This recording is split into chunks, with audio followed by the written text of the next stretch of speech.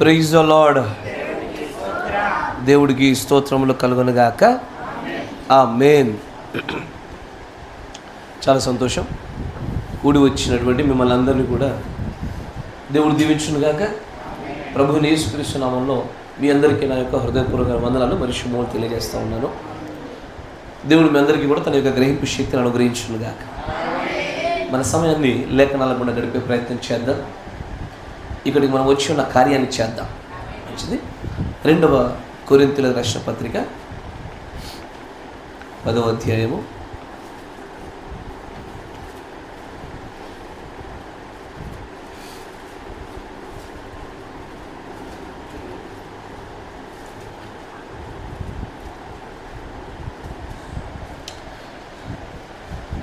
2వ కొరింథీ 10వ అధ్యాయము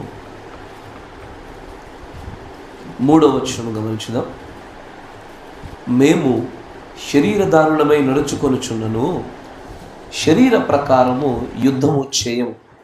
మా యుద్ధోపకరణములు శరీర సంబంధమైనవి కావు కానీ దేవుని ఎదుట దుర్గములను పడద్రోయ జాలినంత బలము కలవై ఉన్నవి. దేవునికి స్తోత్రములు కలుగునుగాక. మీరున్న చోటే తలలోంచండి, కళ్ళు మూసుకోండి, చిన్న ప్రార్థన చేసుకోండి. పరిశుద్ధాత్ముడా, సర్వశక్తి సంపన్నుడా, మేము మీ యొక్క వాక్యాన్ని మేము చేరువచ్చున్నప్పుడు మమ్ములను మేము తగ్గించుకొనుచున్నాం ప్రభు. మా గర్వములను, మా మత్సరములను, మా స్వనీతిని, మా సొంత జ్ఞానమును మేము నాయన ఏ వితర్కములనైతే కలిగి ఉన్నామో, ఏ ఆలోచనలైతే కలిగి ఉన్నామో వాటినన్నిటినీ కూడా ఈ సమయంలో ప్రభు వదిలివేసి నీ వాక్యాన్ని మేము సమీపిస్తూ ఉన్నాము నాయన. ఇలాగ చేరుచుండగా దయచేసి నీ యొక్క కృపలో ఒకసారి మమ్మల్ని అందరినీ జ్ఞాపకం చేసుకోండి నాయన. నీవే మాతో మాట్లాడకపోతే మా దీపములు ఎప్పటికీ కూడా వెలిగించబడవు నాయన. అవి ఆరిపోరేవిగానే ఉంటున్నాయి గనుక నీ కృప చేత, నీ మాట చేత మా దీపాలను మరింత తేజస్సుతో వెలిగించబడులాగిన ఒకసారి జ్ఞాపకం చేసుకోండి నాయన. నన్ను క్షమించండి, మమ్మల్ని అందరినీ మీరు క్షమించండి. మా దోషాతిక్రమ పాపములన్నీ కూడా మీరు తీసివేయండి ప్రభు. ఇంకను రక్తము కారుచుండిన గొర్రె పిల్లలా మీరు ఎలాగైతే ఉన్నారో ఆ రక్తము క్రిందికి ఒకసారి మమ్మల్ని అందరినీ కూడా ప్రభు మేము నిలబెట్టుకొని చూడగా మమ్మల్ని కడగమని ప్రార్థిస్తా ఉన్నాం. నీ పరిశుద్ధాత్మక శక్తి చేత మాకు కావలసినటువంటి ఆ బలమైనటువంటి అజ్జీవము కలిగిన మాటలతో మమ్మల్ని మీరు ముందు కొనసాగింప చేయమని, ఈ ఆరాధన అంతటిలో కూడా నీ యొక్క ఆత్మ నడిపింపు మాత్రమే కనిపించబడలాగిన మీరు సహాయం దయచేయమని, బోధింపదగిన ఆత్మను, వాక్శక్తిని, గ్రహింపు శక్తిని కూడా ఈ స్థలంలో కుమ్మరింప చేయమని ప్రభు అయిన యేసుక్రీస్తు నామములో ప్రార్థన చేయుచున్నాము. ఆమేన్. Praise the Lord. దేవుడికి స్తోత్రములు కలుగునుగాక.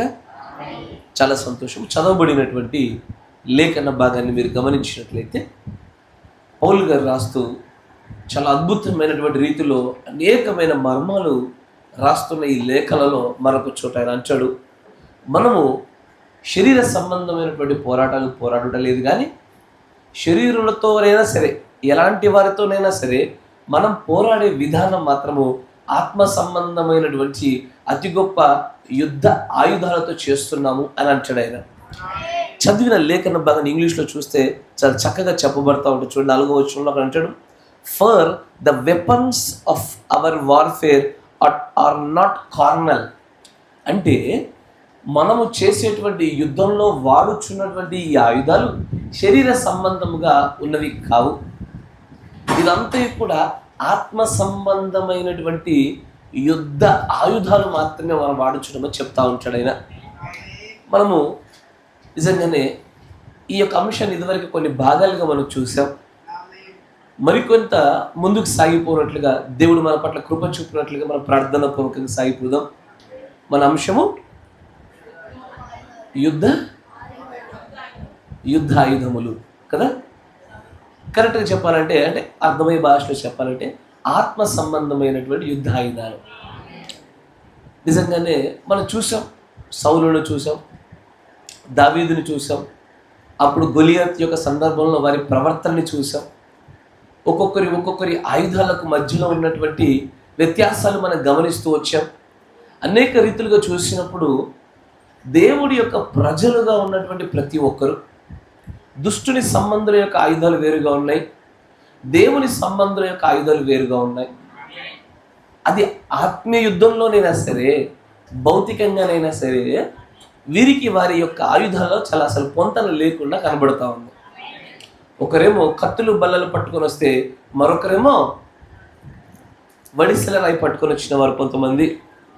ఈసారి కొంతమంది అయితే యుద్ధాలు భయంకరంగా చేస్తూ ఉన్న చోట వారు తమ ఖడ్గాలు పైకి లేపుతా ఉంటే, మరొక దిక్కు తమ చేతులు పైకెత్తి ప్రార్థన చేసిన వారు కొంతమంది.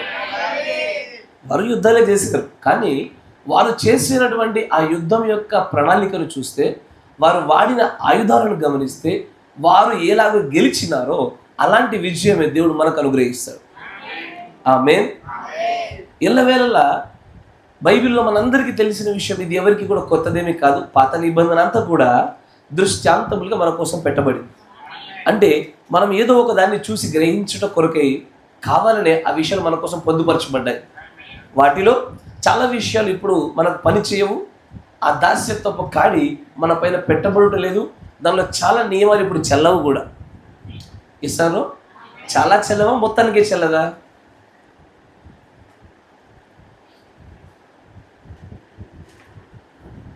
చాలా చెల్లవా, మొత్తానికి చెల్లదా పాత నిబంధన?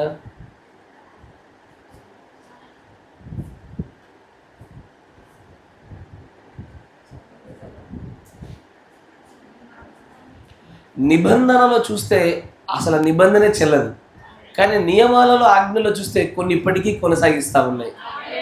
నిబంధన చెల్లదు, కానీ నియమాలు ఆజ్ఞలు చెల్లుతూ ఉన్నాయి. మొన్న మధ్యలో తల్లిదండ్రులు సన్మానించడం ఒక వర్తమానాన్ని గురించి మాట్లాడారు.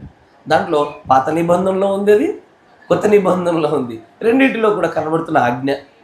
అట్లాగే అనేక రీతుల్లో, ఎందుకంటే పాత నిబంధనలో తల్లిదండ్రులు సన్మానించిన దానికి కొత్త నిబంధనలో తల్లిదండ్రులు సన్మానించే వ్యత్యాసం ఏమైనా ఉందా? ఎందుకంటే పాత నిబంధనలో కొన్నిటి యొక్క నియమాలు ఆజ్ఞలు కొత్త నిబంధనలకు వచ్చేసరికి పాత నిబంధనల నుంచి అవి రూపాలు మారాయి. అక్కడ నిజంగానే వ్యభిచరిస్తే తప్పు, ఇక్కడ చూస్తే ఆలోచిస్తే తప్పు.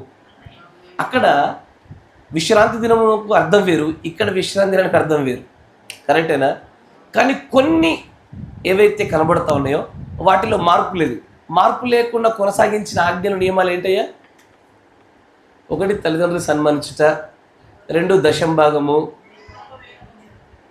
నేను తప్ప వేరొక దేవుడు లేడు, విగ్రహారాధన చేయకూడదు, విగ్రహార్పితం తినకూడదు, ఆచారాలు పాటించకూడదు. నిబంధన మనకు పనిచేయదు, కానీ ఆ పాత నిబంధనలో కొన్ని నియమాలు ఆజ్ఞలు ఏ మార్పు చెందకుండా అలాగే వచ్చేసాయి. అట్లాగే చాలా విషయాలు వచ్చాయి. అట్లా వచ్చిందనుకుంటే చూస్తున్నాం, మనకు అర్థమవుతూ ఉంటుంది. అట్లనే ఈ దృష్టాంతాలుగా పెట్టబడిన వారిలో వారు ఎలాంటి యుద్ధాలు అయితే చేశారో, ఏ ఆయుధాలు అయితే వాడారో, వారిలాగే కొత్త నిబంధనలో చేసిన వారు కూడా వాడారు. పేతురు కత్తి పట్టుకుపోతా ఉంటే దేవుడు అంచాడు, నువ్వు కత్తి పట్టబాక, కత్తి పట్టువాడు కత్తితోనే నశించిపోతాడు, కాబట్టి నువ్వు మళ్ళీ అలాంటి కత్తి పట్టబాక అంచాడు. పాత నిబంధనలు గిద్యోను చూసి అంచాడు, మీరు ఎక్కువ మంది ఉన్నారు, ఇంకా తగ్గాలి, తగ్గించారు. ఇంకా ఎక్కువ మంది ఉన్నారు, తగ్గాలి, ఇంకా తగ్గించారు. చివరికి తీసుకొచ్చి ఎంతమందిని పెట్టారైనా? 300 మందిని తీసుకొచ్చి పెట్టేశాడు. దాన్ని పెట్టడం వల్ల ఆయన ఉద్దేశం ఏమి? ఖడ్గముల సంఖ్య తగ్గాలి. దేనికంటే అక్కడ ప్రభు యొక్క కార్యం బయలుపరచబడాలి కనుక ఆయన బాహువు వీరిని రక్షించుటకు ఏ మాత్రం కూడా కురచకాలేదన్న నిరూపణ జరగాల. ఈ రోజున అదే జరగాలి. ఈ రోజున కూడా తగ్గాలి, ఆయుధాలు తగ్గాలి, మంది బలగాలు తగ్గాలి, మనుష్య ప్రభావాలు తగ్గిపోవాలి. ఎందుకంటే కార్యము జరిగింది రక్షకుడైన క్రీస్తు వల్లే అని చెప్పగలగాల. అదిగో అలా చెప్పగలిగి తన నామమునకు మాత్రమే అధికమైనటువంటి ఘనత వచ్చినట్లుగా, తను మాత్రమే ఘనత పొందినట్లుగా మన జీవితాల్లో జరిగే ప్రతి కార్యానికి ఇదిగో ఈ ఆయుధాల గురించి మాట్లాడుతున్నా చూసారా, ఈ ఆయుధాల గుండా మాత్రమే ఆయన ఘనత వస్తుంది. ఇది కాకుండా నేను వేరే ఏ ఆయుధాన్ని వాడినా నాకే ఘనత వస్తుంది. కరెక్టేనా? నేను మీలో ఒకరిని మార్చుకోవాలనుకుంటున్నాను. బాగా బలహీనంగా ఉన్నారు. నేను మధ్యలో ఇంకొక సహోదరుని వాడాను. వాడుకోవడం వల్ల ఏం జరుగుతుందో తెలుసా? ఆ వాడబడినటువంటి ఆ వ్యక్తికి ఎంతో కొంత చెట్టు పైకి ఎక్కడం జరుగుతుంది. ఖచ్చితంగా జరిగే అవకాశాలు ఉంటాయి. ఇది జరుగుతుంది. I have seen that. కానీ దేవుడు ఏ ఆయుధాలను అయితే వాడమన్నాడో అదే ఆయుధాల గుండా గనక వారు మార్చబడినట్లయితే ఒక దినాన వాళ్ళకి నిలబడి ఏ సాక్ష్యం చెప్తారో తెలుసా? ఇక్కడ సాక్ష్యం చెప్పే వాళ్ళు కూడా కొంతమంది సాక్ష్యం చెప్తుంటే కొన్నిసార్లు ఆశ్చర్యం కలుగుతూ ఉంటుంది. మనుషులు కేవలం వాడబడే చిన్న మట్టి పాత్రలే. మనుషుల వల్ల ఎవ్వరూ మారరు. మనుషుల వల్ల ఏ ప్రభావానికి ఎవరు గురిగారు. ముఖ్యంగా మేలు వైపు మనిషి ఎప్పుడు పనిచేయబడడు. మనల్ని మార్చేది ఎప్పుడు క్రీస్తే. అయ్యే మా పాస్టర్ ప్రార్థన చేశాడు కాబట్టి బాగుపడ్డాను, అదేమీ లేదు. క్రీస్తు కృప చూపాడు, నువ్వు బాగుపడ్డావు. అనేక మార్లు కూడా కాదు, ఎన్నిసార్లు కూడా ఆయన మాత్రమే. కానీ ఎక్కడో మనము మనుషులం కనుక పొరపాట్లు జరుగుతూ ఉంటాయి. మాటలు ముందు వదులుతున్నప్పుడల్లా కూడా ఘనత కొద్దిగా తెలియకుండా మనుషులకు అప్పచెప్పుతున్నట్టుగా మాట్లాడుతూ ఉంటాం. కానీ దేవుడి యొక్క ఆయన మనకు అనుగ్రహించినటువంటి ఆ యుద్ధ ఆయుధాలను సరిగా వాడినట్లయితే ఖచ్చితమైన విషయం మనదే. ఇదివరకు కొన్ని ఆయుధాలు మనం గమనించాం కదా. దానిలో మొదటిది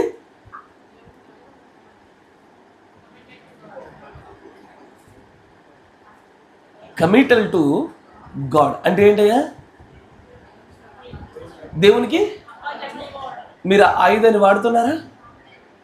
ఏది జరిగినా దేవుడికి అప్పగిస్తున్నారా? ఆర్థిక సమస్యలు ఎక్కువైతుంటే, ఆరోగ్య సమస్యలు దాటిపోతూ ఉంటే, ఇంట్లో భర్త గారి ఎడల సమస్యలు ఎక్కువైనా, భార్యతో సమస్యలు ఎక్కువైనా, స్థల స్థిర చర ఆస్తులలో సమస్యలు ఎక్కువైనా దేవుడికి అప్పచెప్తున్నారా? ఏదైనా పన్నాగాలు పన్నుతున్నారా? జాగ్రత్త. ఎందుకంటే కమిటల్ టు గాడ్, దేవుడికి అప్పగించుకోవడం అనేటువంటి ఆజ్ఞ ఒకటే, ఆ ఆయుధం ఒకటే అత్యంత శక్తివంతమైంది. కరెక్టేనా? ఆయన చూసుకోవాలా. ఇట్టగే ఒక ఆయన పాపం కుటుంబాన్ని కోల్పోయినాడు, పిల్లల్ని కోల్పోయినాడు, బర్రెల్ని, మేకల్ని, గోడ్లను అన్నిటిని కోల్పోయాడు. అన్నిటిని కోల్పోయిన తర్వాత కూడా ఒక్కొక్కడు వచ్చి ఇదిగో నీ భార్య వెళ్ళిపోయింది, ఇదిగో ఇక్కడ వచ్చి నీ పిల్లలు చనిపోయారు, ఇదిగో వచ్చి నీ పశు సంపద చనిపోయిందంటే ఆయన అంచాడు యెహోవా ఇచ్చని యెహోవా తీసుకొని. ఆయనకి తెలుసు. ఏం చేశాడు ఆయన? దేవుడికి అప్పచెప్పుకున్నాడు అంతే. వచ్చినప్పుడు అది నాది కాదు, పోయినప్పుడు నాది కాదు. వచ్చినప్పుడు ఆయనకి తెలిసి వచ్చింది, పోయినప్పుడు ఆయనకి తెలిసి వచ్చింది. అప్పులు లేకుండా పరిస్థితి ఆయన ఇచ్చిందే, అప్పులకు పరిస్థితి కూడా ఆయన అనుగ్రహించింది. ఏదైనా సరే ఆయనకే తెలుసు అని ఆయనకు అప్పచెప్పుకోవడమే ఒక దినాన్న పోగొట్టుకున్న దాన్ని రెండింతలు పొందుకోవడానికి ఆశీర్వాద కారణమైంది. ఏ ఆయుధాన్ని వాడాడా? ఏ ఆయుధాన్ని వాడలే. కమిటల్ టు గాడ్, దేవుడికి అప్పచెప్పుకోవడం కదా. రెండవది ఒప్పుకోలు. తెలుసా ఈ ఒప్పుకోలు గురించి? యోబు దగ్గరికి తన స్నేహితులు ముగ్గురు వచ్చి, ఏమో నువ్వు బయట కనబడే పాపాలు చేయకపోవచ్చు కానీ రహస్యంగా ఏదైనా చేసి ఉండొచ్చు, ఒప్పుకో ఒప్పుకో ఒప్పుకో అని పాపము చంపేసేరా ఆయన్ని. ఆయన నచ్చాడు, నేను ఏ పాపము చేయలేదు, నన్ను చేసినంతా కూడా యెహోవాకు తెలుసు ఆయన మాట్లాడుతూ ఉంటాడు. కానీ లాస్ట్కి ఒక ఆయన వస్తాడు. ఎవరైనా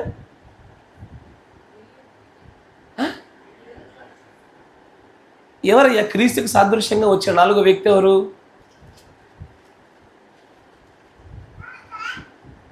తీయండి, తీసి చూసి చెప్పండి నాకు.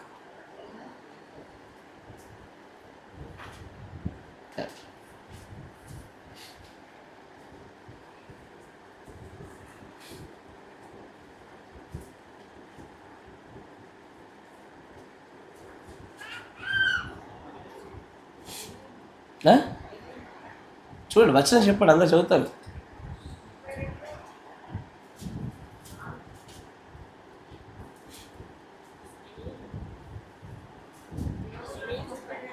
ముప్పై 2:4 ఎలీహు. అంతేనా? ఎందుకు ఆ పేరు ఇంపార్టెంటో తెలుసా? దాని పరిశుద్ధాత్మ యొక్క సాదృశ్యమైన వ్యక్తిని ఈ కాల ప్రవక్త చెప్తా ఉంటాడు. అసలు మీరు నిజంగా ఈ మాట తెలిసినప్పుడు మీరు వెంటనే ఏం చేయాలో తెలుసా? ఇంటికి వెళ్ళి అసలు ఎలీహు ముగ్గురు సహోదరులు స్నేహితులు మాట్లాడినా కూడా యోబులో కలగని మార్పు ఇతడు ఒక్కడి వల్ల కలిగింది కదా. ఇతడు ఏం మాట్లాడి ఉండొచ్చు, ఎలా సంధించి ఉండొచ్చు, ఆయన మాటల్ని మనం పరిశీలిద్దామని ఆలోచన కలగాల. ఎందుకంటే ఆయన మాట్లాడిన ప్రతి మాట పరిశుద్ధాత్మని యొక్క క్రియకు పరిచర్యకు సాదృశ్యంగా ఉందంటాడు ప్రవక్త. ఈ ఎలీహు వచ్చిన తర్వాతే అప్పుడు ఆయనలో మార్పు కలుగుతూ ఉంటుంది. Yes or no? అట్లా ఆయన చేసిందని ఒకటే, ఆయన తప్పును ఒప్పుకొని చెప్పేటువంటి సందర్భాలు చాలా కనబడుతూ ఉంటాయి. దేవుడు ప్రవక్త కూడా అదే అంటారు. దేవుడికి అప్పచెప్పుకొని ఉన్నప్పటికీ తప్పిదాలు ఒప్పుకొని తీరాలి కదా. ఇది కన్ఫెషన్ టు గాడ్. దేవుడికి మన పాపాలు ఒప్పుకోవాలా. ఎక్కడ మనుషులతో చేసిన పాపాలు మనుషునికి, దేవుడితో చేసిన పాపాలు దేవుడికి ఒప్పుకొని తీరాలి. మూడోది ఏంటయ్యా? పరిశుద్ధ ఆత్మ బాప్తిసము. నాలుగవది విశ్వాసము. ఐదవది వాక్యం అనే ఖడ్గము. ఆరోదాన్ని గమనిస్తున్నాం కదా. ఆరోది ఏంటిది? లవ్. ఎస్, మనం దాన్ని కొనసాగిస్తా ఉన్నాం. దీనిలో కొన్ని విషయాలు ఇదివరకు వినుండొచ్చు, బట్ అయినా సరే నేను మీకు మళ్ళీ జ్ఞప్తికి తీసుకురావాలని ఆశపడతా ఉన్నాను. ఎందుకంటే ఇదంత ప్రాముఖ్యమైన విషయం. ప్రేమ గురించి ఎంతసేపు విందామయ్యా? ఎన్నిసార్లు విందామయ్యా? ప్రేమను గురించి ఎన్నిసార్లు విందాము అంటే, చాలామందికి ఈ రోజున, నా మాట జాగ్రత్త వినాల, చాలామందికి ఈ రోజున ఈ ప్రేమలో కన్ఫ్యూజ్ అయిపోయారు. మంచిగా గమనించాలి. ఈ ప్రేమలో చాలా కన్ఫ్యూషన్ ఏర్పడ్డది. ఇదివరకే ప్రేమను గురించి చాలా విస్తృతంగా మనం మాట్లాడుకున్నా అయినా సరే కన్ఫ్యూషన్ ఏర్పడింది. ఎలా కన్ఫ్యూషన్ ఏర్పడింది చెప్పనా? వీళ్ళకి దైవీకమైన ప్రేమకిని, మనుష్యుల ప్రేమకిని, దాంట్లో మరి ప్రాముఖ్యంగా స్నేహ సంబంధమైన ప్రేమ, శరీర సంబంధమైన ప్రేమ, కుటుంబపరమైన ప్రేమ, స్టోర్గీలకి వ్యత్యాసం తెలియకుండా పోయింది. నా మాట వింటున్నారా? దేనికి? దైవికమైన ప్రేమకి మిగిలిన ప్రేమలకి మధ్యలో వ్యత్యాసాన్ని కోల్పోయిన అర్థం చేసుకోవడంలో. ఎక్కడైనా సరే గమనించండి అయ్యా, మీకు ఉదాహరణకు చెప్తా చూడండి. దేవుడి వాక్యమా, నా కుటుంబమా అన్నప్పుడు ఎటువైపు మొగ్గు చూపాము? సమాధానం మీకు మీరే చెప్పుకోండి. ఆ ప్రతిసారి కూడా దైవికమైన ప్రేమలో మనం తొలగిపోయి స్టోర్గీయ ప్రేమలు ఎదిగిపోయాం. నా మాటలు వింటున్నారా? నేను మీలో కూడా గమనించాను. నేను మీ అందరితో కూడా దైవికమైన ప్రేమ కూడా ముందుకు సాగుతున్నా కదా. కానీ మీలోనే చాలామందిలో మీ బలహీనత, మీరు ఎదగాలని ఆశపడతా ఉన్నాను నేను ఇంకా. కానీ మీరు నా వైపు నుంచి మీకు వచ్చే దైవికమైన ప్రేమకి మీ వైపు నుంచి నాకు కుటుంబ ప్రేమను చూపించినారు. ఆశ్చర్యం కలిగింది. ఇంత విస్తృతంగా మనకు దైవికమైన ప్రేమ గురించి మాట్లాడుకున్న తర్వాత కూడా అసలు ఏది కుటుంబమో, ఏది దైవికమైన ప్రేమో, దేని ప్రాధాన్యత ఎంతో, దేనికి ఉన్నతమైన స్థానం ఉందో మర్చిపోయినారు. ఈ ప్రేమల గురించి అత్యధికంగా ఎందుకు మాట్లాడుకోవాల్సి వస్తుంది అంటే బైబిల్లో ఒక హెచ్చరిక కనబడతా ఉంటుంది. మత్తయి సువార్త 22వ అధ్యాయము 24వ అధ్యాయము 12వ వచనం. అక్రమము విస్తరించుట చేత అనేకుల ప్రేమ. ఇదొక హెచ్చరిక. ఏ ప్రేమను గురించి మాట్లాడుతున్నాడైనా? ఈ లోక సంబంధమైన ప్రేమ చల్లారితే మేలే. ఇప్పుడు మనం పాట పాడాం, కుటుంబపరమైన ప్రేమలో ఒక స్థాయి వరకు చల్లారితే మేలే. ఇది దైవికమైన ప్రేమ ఉత్పత్తి అగునట్లుగా. భార్యాభర్తల మధ్యలో ఉండే ప్రేమ కూడా దేవుడి పట్ల కలిగి ఉండే ప్రేమ ఉన్నతమైన శిఖర స్థాయికి చేరు వరకు ఇది కూడా కొంత మట్టుకు అనగదొక్కబడిన మేలే. కానీ అక్రమం విస్తరించడం వల్ల ఏ ప్రేమ తగ్గిపోతుందని హెచ్చరిస్తున్నాడంటే దైవికమైన ప్రేమ గురించి మాట్లాడుతున్నాడు ఆయన. నా మాట మీకు అర్థమవుతుందా? మిగిలిన ప్రేమలన్నీ కూడా అడపదడప అప్స్ అండ్ డౌన్స్ కనబడతా ఉంటాయి. కుటుంబపరమైన పరిస్థితి చూడండి. మధ్యలో కొంతకాలం దెబ్బలు తింటారు, కొట్లాడుకుంటారు, 2 రోజులకే మళ్ళీ గెలిచిపోతారు. కరెక్టేనా? అది 2 రోజులక, 2 వారాలక, 2 నెలలక, 2 సంవత్సరాలక. అన్నదమ్ములు అన్నాక కొట్టుకోకుండా ఉండరు, మళ్ళీ కలవకుండా ఉండరు. భార్య భర్తలు అంతే, తల్లి పిల్ల జల్ల అంతే. కరెక్టేనా? ఈసారి అది ఎంత నానుడంటే, బయట ఎవడన్నా ఒక వ్యక్తిని తీసుకొచ్చి మీ కుటుంబపరమైన గొడవలో దూర్చాడు అనుకోండి, వాడు చెప్పేదంతా చెప్పి పంచాయతీ అంతా తీర్చి ఇలా మధ్యలో ఒక డైలాగ్ అంటాడు, ఎప్పటికైనా మీరు ఒకటే బాబు అంటాడు. కరెక్టేనా? కరెక్టే కదా? కానీ ఈ మాట దైవికమైన ప్రేమలో ముడిపడ్డ బంధాల్లో ఒకడు అనంగా ఎప్పుడు వినలే. నేను ఎన్నడూ వినలే. ఇది కులముతో లేదా కుటుంబాల యొక్క ఆ వర్గాలలో వాళ్ళు పుట్టిన వారికి కానీ ఎప్పటికైనా మీరు ఒకటే అన్న మాట, క్రియలు అన్నీ కనబడ్డాయి. కానీ దైవికమైన ప్రేమలో ముడిపడ్డ వాళ్ళలో ఇది కనబడలే. ఎందుకంటే ఇది నేను ఒక్కని మాత్రమే చెప్తున్నటువంటి నేరం కాదు, ఇది దేవుడే చెప్పిన నేరం ఇది. ఎందుకంటే ప్రారంభంలో గొప్ప ప్రేమతో స్టార్ట్ చేసావు, కానీ ఇప్పుడు తగ్గిపోయావు, నీ దీపస్తంభాన్ని దగ్గరికి తీసేస్తాను అన్నాడు ఆయన. ఇది ఆయన పెట్టిన నేరం. అది మిగిలిన ప్రేమలు అలా ఉండడం వల్ల అవి తగ్గుతాయి, ఏదో రోజు పెరుగుతాయి, తగ్గుతాయి, మళ్ళీ పెరుగుతాయి. బహుశా కొంతకాలం ఎక్కువ ఉండొచ్చు, గ్యాప్ పెరగవచ్చు, పెరగడానికి మళ్ళీ తిరిగి రావడానికి పోవడానికి ప్రత్యేకమైన కారణాలు, సందర్భాలు ఉండొచ్చు. దైవికమైన ప్రేమ అట్ట ముందుకు సాగుతలేదు. విశ్వాసం అద్భుతంగా ప్రారంభం జరుగుద్ది, ఏదో ఒక కారణం బట్టి లోపించిపోద్ది. ఆ లోపించింది మళ్ళీ ఒకప్పటికంటే మునుపటి స్థాయిలోకి మళ్ళీ తిరిగి రావడానికి ఇట్స్ నియర్లీ ఇంపాసిబుల్ స్థాయికి వచ్చేసింది. 99% ప్రజల్లో ఇది జరగట్లే. దాని గురించి అంటాడు, అక్రమం విస్తరించుట చేత ప్రేమలు చల్లారిపోతున్నాయి. చల్లడం అంటే ఒక్కసారి అకస్మాత్తుగా పోదుగా, ఏమవుతుంది? అంచెలంచెలంచెలంచెలంచెలంచెలంచెలుగా మెల్లగా తగ్గిపోతా ఉంటుంది. ఆ కొద్ది కొద్దిగా తగ్గిపోతున్నటువంటి ఈ ప్రేమ వల్ల, నా మాట జాగ్రత్తగా వినండి. అయ్యో, నేను ఆ అధ్యాయాన్ని మీ ముందు మరొకసారి తీయవలసిన అవసరం కూడా లేదు, మీకు తెలుసు. ఎందుకంటే పౌలు గారు అంటాడు, మీకు మర్మాలు మొత్తం తెలిసినా, ఈ ప్రపంచంలోనే ఈ వర్తమానంలో నుంచి సమస్త విషయాలు బోధింపగలిగినటువంటి సంగతులు తెలుసుకొని మీరు కూర్చొని అలా ఉండబట్టినా, ఇది లేకపోతే మాత్రము మీరు ఎత్తబడలేదు. ఏదైతే లేకపోతే ఎత్తబడలేమో అదే తగ్గుతుందని హెచ్చరికయు, మొదటి సంఘకాలంలో అదే తగ్గిన ఉదాహరణయు మనం చూస్తూ వచ్చాం. వ్యక్తిగతంగా పరిశీలన చేసుకుని ఇదే జరిగింది. There is so much lack of the divine love. ఈరోజు ఆ దైవికమైన ప్రేమ అంచెలంచెలుగా తగ్గుతూ వస్తుంది. ఒకసారి మనల్ని మనం పరిశీలించుకుంటా ఉంటే ఏమవుతుందంటే, నిజంగానే నాలో ఉన్నటువంటి దైవికమైన ప్రేమను నేను నా సహోదరులకు, దేవుని నమ్మని అన్యజనులకు నేను ఏ స్థాయిలో ప్రకటించాను, చూపించాను, గత వారం అంతట్లో ఒకసారి వెనక్కి తిరిగి చూసుకుంటే ఇట్స్ చాలా వెరీ మినిమల్. అది మీకు నేను చెప్పే మాట మీకు అర్థమవుతుందా? దైవికమైన ప్రేమ ఎలా చూపిస్తారు చెప్పండి అయ్యా? దైవికమైన ప్రేమ ఎలా చూపిస్తారు? హౌ?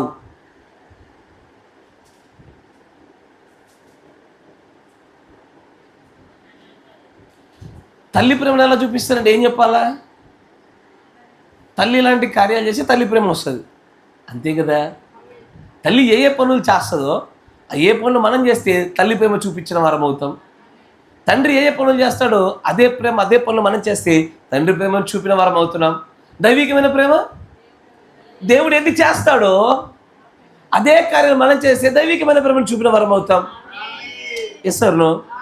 దేవుడు ఎలా చూపాడు? ఒకటి కరెక్ట్, ఇంకా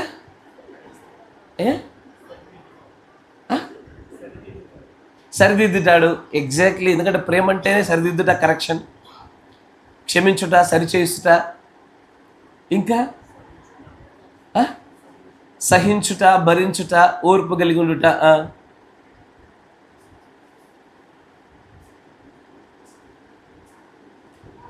దేవుడు ఎలా ప్రేమిస్తున్నాడని అడుగుతున్నాం మనల్ని. దేవుడు తన ప్రేమని ప్రపంచానికి ఎలా చూపాడు? మీకు ఎలా చూపాడు అసలు?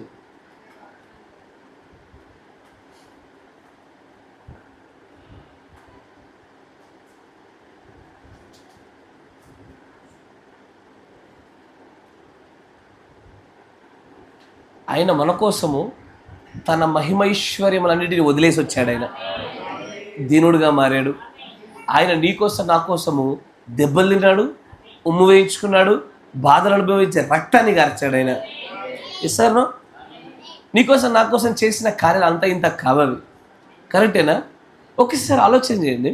ఇప్పుడు మత్తయి సువార్త 24లో మనము ఈ 12వ వచనంలో చూసుకున్నట్టుగా గత వారం అంతట్లో క్రీస్తు మనల్ని ప్రేమించినట్టుగానే మనం అలాంటి క్రియలు చూపించామా? ఈ లేఖన నెరవేర్పు అన్ని చోట్ల జరుగుతుంది. ఏంటంటే అది నిజంగానే దైవికమైనటువంటి ప్రేమ అంచెలంచెలంచెలంచెల క్రమక్రమంగా చల్లబడిపోతూ ఉంది. ఈ 2.5 ఏళ్లలో నేను వచ్చిన మొదటి దినాల్లో ఉన్న ప్రేమ ఈరోజు లేదు చాలామందిలో. కొంతమందిలో చాలా వృద్ధి చెందింది, కొంతమందిలో తగ్గుతూ ఉంది. మేలు చేసి చేసి విసిగిపోయిన వాళ్ళు కూడా ఉన్నారు ఈ రోజున. మీకు అర్థమవుతుందా? పౌలు గారు ఏమంటారు? మేలు చేయుట యందు విసుగకూడదు. ఎందుకంటే విసుగు దానివల్ల కూడా వచ్చేదిగా. మేలు చేయడం వల్ల, ప్రేమించడం వల్ల కూడా విసుగు వస్తుంది, సహించడం వల్ల కూడా విసుగు వస్తుంది, భరించడం వల్ల కూడా విసుగొస్తుంది. ఓర్చుకొని ఇక నా వల్ల కాదు అని చెప్పేసి కుండ బదులు కొట్టిన వాళ్ళ యొక్క పాత్రలు కూడా లేకపోలేదు. ఎస్ సార్ నో కరెక్టేనా? ఎందుకు ఈ మాటలను చెప్పాల్సి వస్తుందంటే, మనం పోయినసారి ఈ భాగంలో దేవుడి ప్రవక్త అంటాడు, the greatest weapon on the earth is love. ఈ భూమి మీద దేవుడు మనుషులకు అప్పచెప్పిన గొప్ప అత్యంత శక్తివంతమైన ఆయుధము ప్రేమ. ఆ ఆయుధాన్ని మనం నెమ్మదిగా వాడడం మర్చిపోయాము. ఆ ఆయుధాన్ని పట్టడం మర్చిపోయాము. దానితో యుద్ధం చేయడం కూడా మర్చిపోయాం. ఏమైపోతుందంటే అంచెలంచెలుగా అసలు ఈ ఆయుధ విషయంలో పూర్తి స్థాయిలో వెళ్ళిపోతున్నారు. మళ్ళీ ఫెయిత్లో అట్లా ఉండదు, విశ్వాస విషయంలో అలా ఉండదు. ఎందుకంటే విశ్వాసం అనేటువంటిది ఇది నీకు దేవుడికి మాత్రమే సంబంధించింది అవడం వల్ల అంచెలంచెలుగా పెరుగుతూ పోతుంది. ఇది మీరు మంచిగా గమనించాలా, కరెక్టేనా? విశ్వాస విషయంలో కొన్ని సంవత్సరాల కిందటి కంటే ఈ రోజుతో పోలిస్తే నా వ్యక్తిగతమైన అనుబంధము నాకును క్రీస్తుకు మధ్యలో విశ్వాస రూపంలో పెరుగుతున్నాను. నా సమస్యలు జయిస్తున్నాను, క్రీస్తు కాపాడుతున్నారు, ఆయన కాపాడగలుగుతాను నమ్ముతున్నాను. రాబోయే పెద్ద శోధనల విషయంలో కూడా అదే స్థిరత్వాన్ని కలిగి ఉన్నాను. విశ్వాసం పెరుగుతుంది, ఆయుధాన్ని బలంగా వాడుతున్నావు, కరెక్ట్గా. కానీ ప్రేమలోకి వచ్చరికి విచిత్రంగా జరుగుతుంది. ప్రేమలో ఎలా ఉంటుందంటే, ప్రారంభం మాత్రమే ఈ ప్రేమ ఆయుధం చాలా శక్తివంతంగా వాడతారు, మామూలుగా వాడరు. ప్రతిదాన్ని దీంతో కొట్టేస్తారు. సహోదరుడు తిట్టాడా, దీంతో కొట్టేస్తారు. సహోదరుని అవహేళన చేసిందా, ఈ ఆయుధంతో కొట్టేస్తారు. దుష్టుడు వచ్చి ఏదైనా మన మధ్యలో ఏదైనా వాక్యం ఏదైనా పనులు చేసి మొదలు పెట్టాడా, ఈ యొక్క ఆయుధంతో కొట్టిపడేస్తారు. మనవాడేలే, ప్రేమించుకుందాంలే. ఈ యొక్క ఆయుధంతో ఎలాగో ఆ రోజు మనం జయించిద్దామో ఈ రోజున జరగట్లే.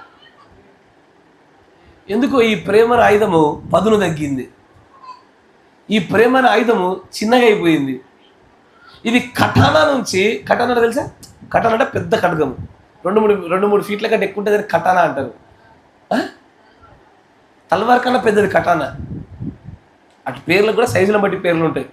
కటానా అని ఇంత పెద్ద ఖడ్గంగా ఉండేటువంటి ఈ ప్రేమ ఆయుధము లాస్ట్కి ఇంట్లో కూరగాయలు కట్ చేసి కత్తిలాగా అయిపోయింది. చిన్నదైపోయింది, కురిచైపోయింది అది. కానీ నిజంగా చెప్పాలంటే ఇదివరకు మనం మాట్లాడుకున్న అన్ని ఆయుధాల కంటే శక్తివంతమైన ఆయుధం ఇదే. విశ్వాసం కన్నా శక్తివంతమైన ఆయుధం ప్రేమే.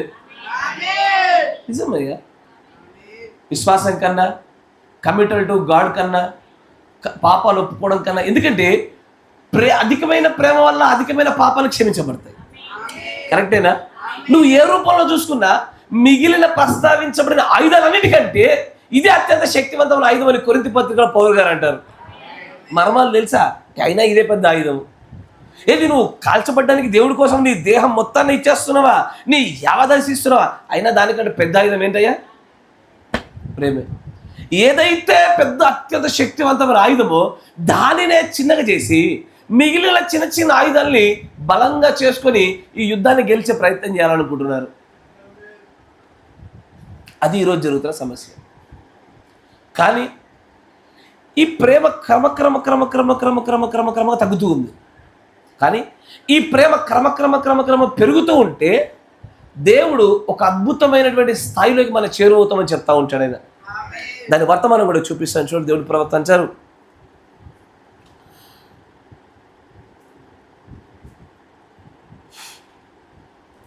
(57-1-06E)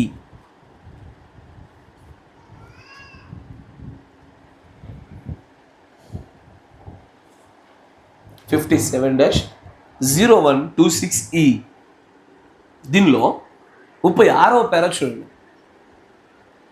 నేను ఇంతవరకు ఈ నేపథ్యాన్ని వేయడం గల కారణం ఏంటంటే, దగ్గర ఆత్మ సంబంధంగా విశ్వాసి పోరాటం చేయవలసిన గొప్ప ఆయుధాలు ఏంటి, ఏ ఆయుధాలు చేపట్టాలని చెప్తున్నాడో, మనం మాట్లాడుకోబోయే అన్ని ఆయుధాలలోకెల్లా అత్యంత గొప్ప శక్తివంతమైన ఆయుధం ఇదే, ప్రేమ,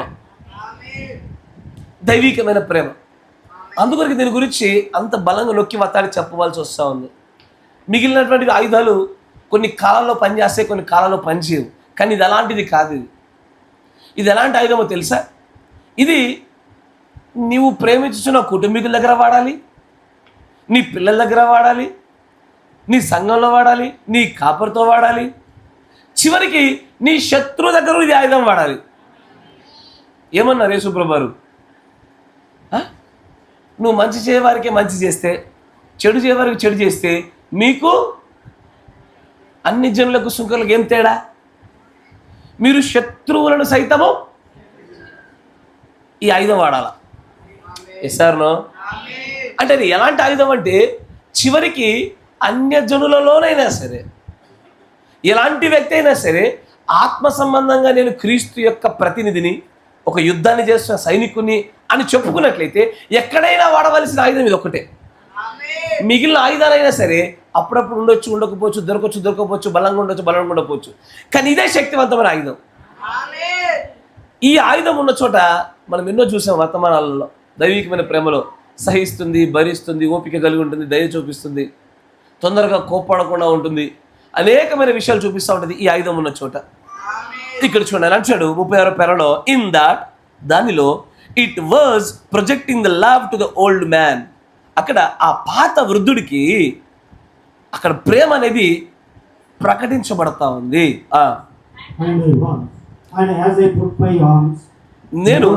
నేను అతని పైన నా చేతులు అలాగ నా జబ్బ మీదకి అలా ఉంచి ఆయనను నేను నా యొక్క కౌగిలిలోనికి అతని హత్తుకొని, ఏదో దర్శనం కోసం ఎదురు చూచుట కాదు, అతనిని కేవలము నా కౌగిలికి దగ్గరగా అత్తి పెట్టుకొని నేను అన్నాను, ఓ తండ్రి అయిన దేవా, ఈ పాత ముసలైనటువంటి వృద్ధుడికి నువ్వు కృప కలిగి చూపుము. ఇది ఎవరో ఒకరి యొక్క తండ్రిగా ఉన్నాడు. నేను ఆయన అరవడాన్ని విన్నాను. ఓ గ్లోరియా ఏ డియోస్ అనే పదముతో ఆయన గట్టిగా అరవడాన్ని నేను విన్నాను. ఆయన నా నుంచి దూరంగా జరిగాడు. ఆయన తన కనులను రుద్దుకున్నాడు. ఆయన ఈ భూమి పైన అలాగ పడిపోయాడు. ఆయన నా చేతిని ముద్దాడాడు. ఆయన గొప్ప గొప్పగా అరుస్తున్నాడు. ఆయన గ్లోరియా ఏ డియోస్ అనే పదంతో అరుస్తున్నాడు. దాని అర్థం ఏంటంటే దేవుడికే మహిమ కలుగునుగా. కానీ ఆ రంగస్థలం అంతటిపైన అలాగే కదలాడుతున్నాడు. ఆయన అక్కడ ఉన్న ప్రేక్షకులందరిలో కల్లా చాలా చక్కగా కనబడతా ఉన్నాడు. అది ఏమై ఉండెను? అదే ప్రసారించబడిన, ప్రచురము చేయబడిన దైవికమైన ప్రేమ.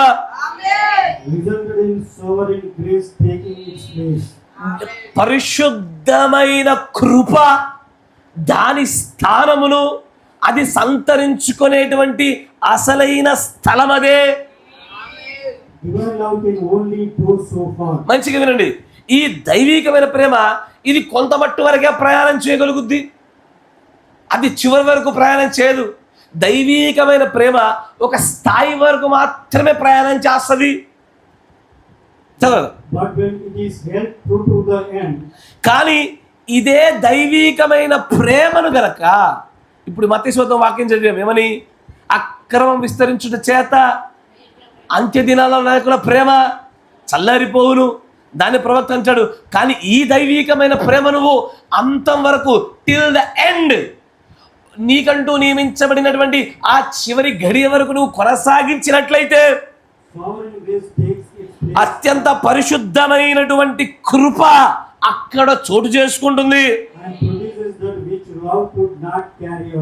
అప్పుడు ప్రేమ కూడా తీసుకువెళ్ళలేనటువంటి ఒక గొప్ప కార్యాన్ని ఈ పరిశుద్ధమైన కృప మోసుకెళ్తుంది. మీకు అర్థమైనట్టు మనం మాట చెప్తా, మంచిగా వినాలా. ఇక్కడ మూడు విషయాలు గొప్పవి: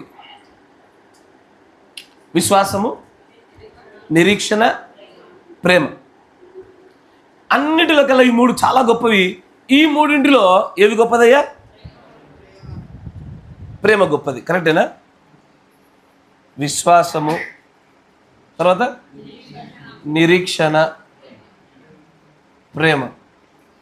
చాలా ఉన్నవి, కానీ వాటన్నింటిలో ఈ మూడే గొప్పదంచాడు ఆయన. అంటూ ఈ మూడిటిలో ఏది గొప్పదంటే ప్రేమ. ఏది? ప్రేమ గొప్పది. పరలోక రాజ్యానికి వెళ్ళడానికి ఏం కావాలి? కాదు, ఇప్పుడు మీరు చదివింది అదే, మీరు అర్థం చేసుకోవాల్సింది అదే. ఇక్కడ ఇది ఏం చేస్తా ఉందంటే అక్కడ ఒక మాట మాట్లాడతాడు ప్రవక్త. ఆయన ఏమంటాడంటే, మనము ఆ చివరి గడియ వరకు ప్రేమ చేత మోసుకెళ్ళలేకుండా ఉన్న దాన్ని కృపలో మోసుకెళ్ళగలుగుతాం. నేను ఎంత దైవికమైన ప్రేమ చూపించినా నేను క్రీస్తుతో పరిపూర్ణుని కాను, అసలు ఎప్పటికీ కాను. అదేంటి బ్రదర్, పాస్టర్ నువ్వే అట్లుంటే మా పరిస్థితి ఏంది? ఎవడైనా అంతే, ఎవరైనా అంతే. అంటే నేను మనుష్యులలో నువ్వు ర్యాంకులు పెడితే మిగతా వాళ్ళకంటే ఎక్కువ తక్కువ రావచ్చేమో, కానీ క్రీస్తుతో పోలిసి ఎప్పుడు తక్కువ అని ఆయన అంటాడు. Divine love can go as far as only. అంటే ఇది ఎంత దూరం వరకు వెళ్తుంది అంటే ఒక స్థాయి వరకు వెళ్తుంది. ఏ స్థాయి అంటే నిరీక్షణ వెళ్ళలేని స్థాయి, విశ్వాసం వెళ్ళలేని స్థాయి, మిగిలినటువంటి దైవికమైన కార్యాలలో అనేకమైన విషయాలు వెళ్ళలేని అంత దూరముగా లోతుల్లోనికి ఈ దైవికమైన ప్రేమ ప్రయాణం చేయగలుగుతుంది. అన్నిటికంటే ఎక్కువగా ప్రయాణం చేసే దైవికమైన ప్రేమే. కానీ దీనికంటే కూడా అత్యధికంగా చాలా దూరంలోనికి ఆ అవతలి తెరవైపు కూడా ప్రయాణం చేయించేది కృప మాత్రమే. అందుకే అంటాడు ఆ మాట, ఒకసారి మళ్ళీ చదవండి, ఆయన చక్కగా చెప్తాడు చూడండి.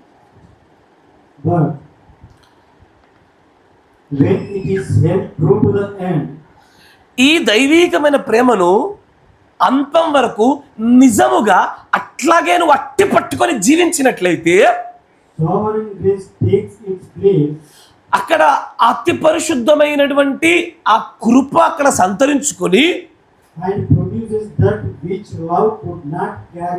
ప్రేమ కొనసాగించలేనిది, ప్రేమ మోసుకొని తీసుకువెళ్ళలేని దానిని కృప తీసుకెళ్తుంది. ఏది ఇక్కడ నుంచి ఇది అంతం వరకు సాగిస్తే కృప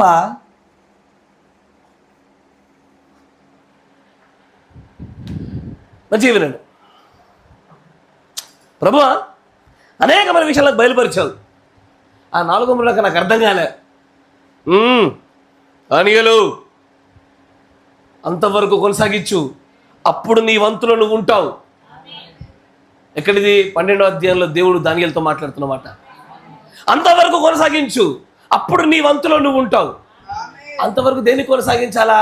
ఏదైతే దైవికమైన ప్రేమ కలిగి ముందుకు సాగాడో ఆయన చివరి వరకు దాన్ని కొనసాగించాలా. అప్పుడు సావర్న్ గ్రేస్, దైవికమైన కృప చోటు చేసుకుంటుంది. అయ్యా జాగ్రత్త వినాలా, కృపను ఆయుధంగా తీసుకోవడానికి కుదరదు నీకు.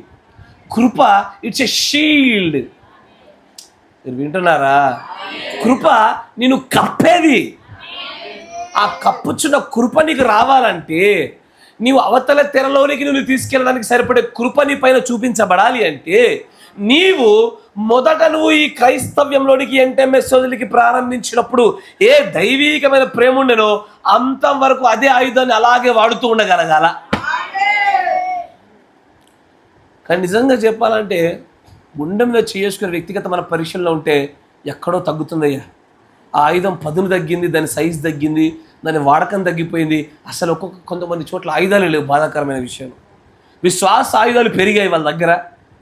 ప్రార్థనలలో, మహిమలలో, అద్భుత కార్యాలలో, స్వస్థతలలో, గొప్ప గొప్ప విషయాలలో విశ్వాసం అనే ఆయుధాన్ని వాడారు. కానీ విశ్వాసమైన ఆయుధం ఎక్కడిది? ఈ పైనది. ఇది దూరం ప్రయాణం చేసింది, మిగిలిన అనేకమైన విషయాల కంటే ముందుగా వచ్చింది. కానీ దీనికంటే అత్యంత గొప్ప ఆయన ఆయుధం ఏదంటున్నాడు? ఆయన ప్రేమ అంటున్నాడు. ఈ ఆయుధాన్ని వాడినప్పుడు చివరికి కృప స్థానాన్ని చేర్చుకుందా? ఇక చాలదా అయ్యా? ఇట్టాగే ఒక రాజుగారి గదికి వెళ్ళాల. ఎవరన్నా టైం గంటలు వెళ్తే ఆ రాజుగారి యొక్క మూడుని బట్టి ఏమైనా అవ్వచ్చు. కరెక్టేనా? కానీ అక్కడ బైబిల్ ఒక మాట రాయబడ్డది, ఆమె ఆ రాజు చేత ఏం పొందింది? కృప దయ పొందిన దాయను. ఎట్లా వచ్చిన దయ? ఎందుకు వచ్చిన కృప? ఎందుకో తెలుసా? దైవికమైన ప్రేమ అంటే ఏంటని మిమ్మల్ని అడిగాను. దైవికమైన ప్రేమకు అనేకమైన నిర్వచనాలు చెప్పొచ్చు, కానీ వాటిలో అత్యంత గొప్పదైన ఉన్నతమైన నిర్వచనం ఏంటో తెలుసా? ఏ పాపము లేకుండా ఉండియు, నీతిమంతుడై ఉండియు, నీకోసం నా కోసం తన ప్రాణాన్ని అర్పించుడే. ఇదే దైవికమైన ప్రేమకు అత్యంత గొప్ప నిదర్శనమైన నిర్వచనం. ఆ రోజు నా రాణి అదే చేసింది. ఏం చేసింది తెలుసా?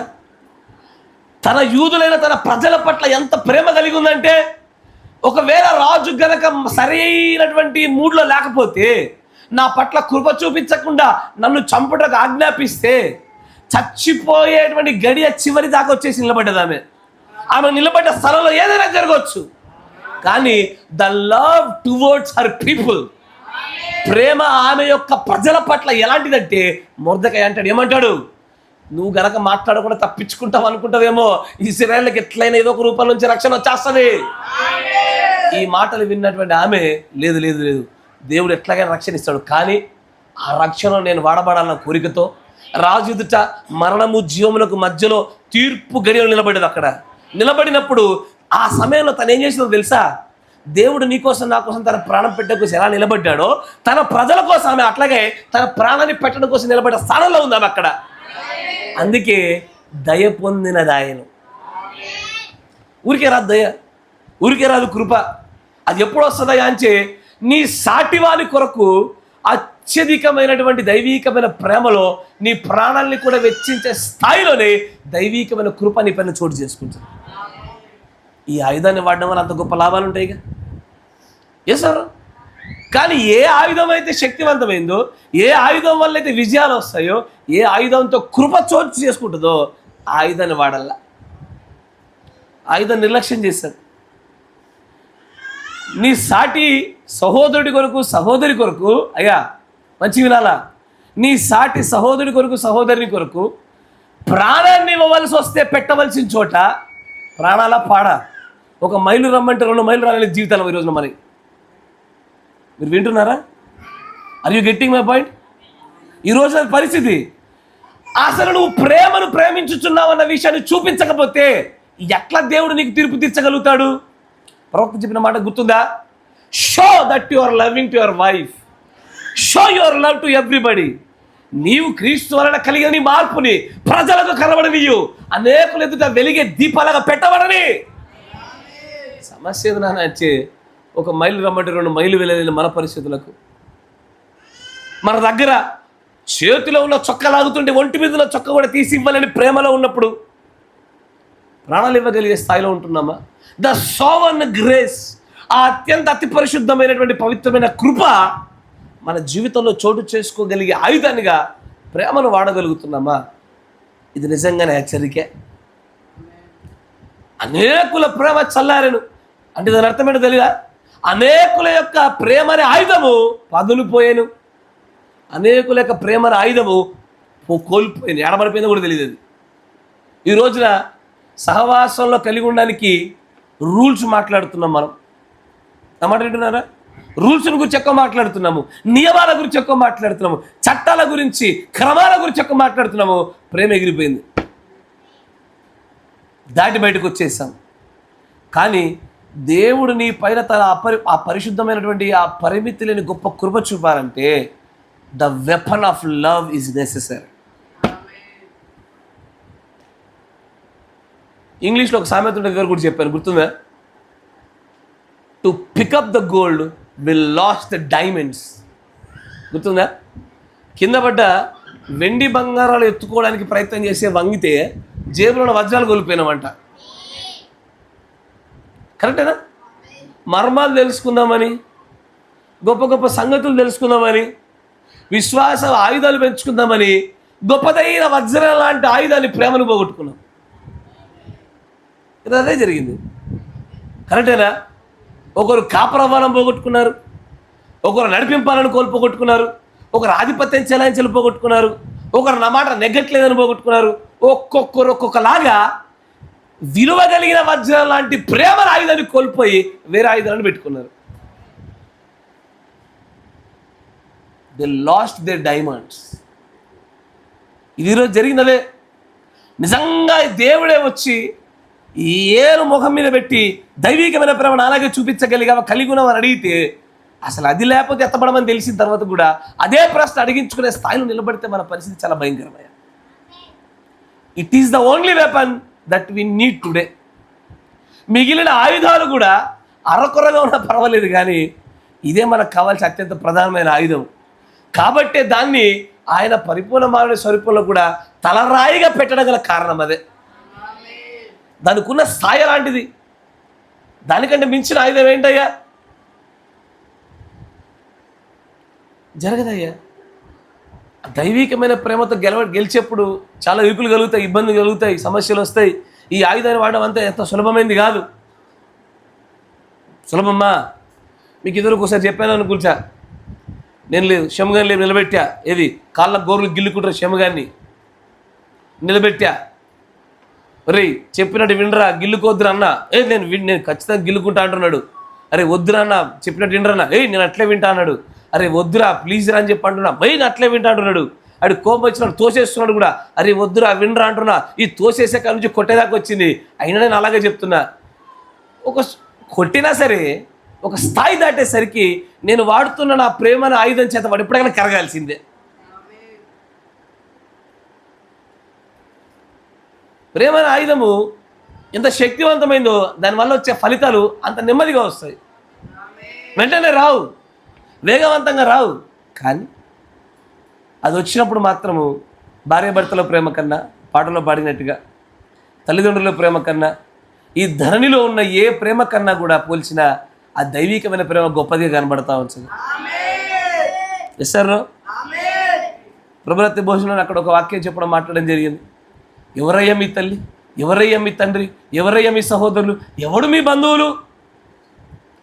లేదు లేదు, మా వంశంలో పుట్టినోడే, మా ఇంట్లో పుట్టినోడే, నా కొడుకు పుట్టాలా లేదా నా కూతురికి పుట్టాలా, ఈడే నా కుటుంబీకులు. ఈ దూరాన్ని పోలే. కానీ యేసు ప్రభువు ఏమన్నారో తెలుసా? ఆయన అంచాడు, ఎవడు నా తండ్రి, ఎవడు నా తల్లి అన్నప్పుడు ఎవరైతే దేవుడు చిత్త ప్రకారంగా చేస్తారో వాళ్ళే నా తల్లి, నా తండ్రి అంటాడు ఆయన. ఇంతకు మించిన గొప్పదైన మాట ఏం కనబడాలా? ఆయన తిరిగి స్వర్గీయ ప్రేమను కూడా తీసుకొచ్చేసి దైవికమైన ప్రేమ కలిపేసి మీరే కుటుంబం, అంతకుమించి వేరే కుటుంబం లేదన్నాడు ఆయన. ఎక్కడో ఈ ఆయుధం అక్కడ కనబడతలే. ఈ ఆయుధం కనబడతలే. చాలా భిన్నమైన కోణం కూడా సాగిపోతుంది. కొన్ని మాటలు మాట్లాడుతుంటే చాలామందికి బాధ కలవచ్చు, కానీ నేను మాట్లాడను. ఎందుకంటే మిమ్మల్ని బాధ పెట్టాలన్న ఉద్దేశం కాదు, మీరు మార్పు చెందాలని ఆశపడతా ఉన్నాను. ఈ ఆయుధాన్ని వాడడం మానేశారు. కొంతమందికి ఆయుధం ఉందన్న విషయం కూడా ఎలా చూపించాలో తెలియదు. నీకు దైవికమైన ప్రేమ ఉందమ్మా, అది ఉంది, చూపించగలిగావా తెలియదు, ఎలా వాడాలో నాకు అర్థం కావట్లేదు. చూపించాలి. You must show your divine love. ఖచ్చితంగా. ఎందుకంటే దేవుడు ఒక దీపాన్ని వెలిగించే కుంచె కింద పెడతాడా? కుంచె కింద పెట్టడానికి కాదుగా వెలిగించింది. ఖచ్చితంగా అది కొంచెం పైన పెట్టడం కొరకు మాత్రమే దాన్ని వెలిగించేది. నీలో దైవికమైన ప్రేమ ఉత్పత్తి చేయగలిగించి దేని కొరకయ్యా అంటే ఖచ్చితంగా నువ్వు వెలగాల, అనేకులు కనబడాలా, ఆ ప్రదర్శన జరగాల, ఆయన నామం కనపరచబడాలా. ఇది జరగకపోతే ఆయుధం మన దగ్గర ఉన్న వాడినా ఏ ఫలము లేదు. అయ్యా జాగ్రత్త వినండి.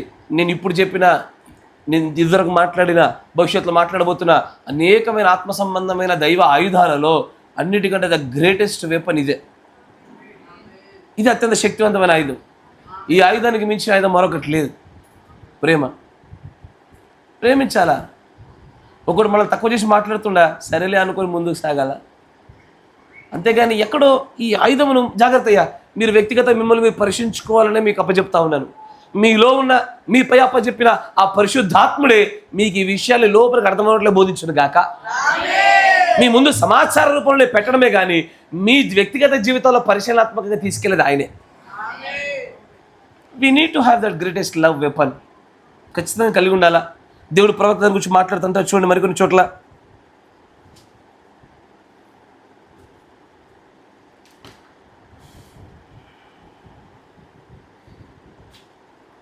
(57-0807)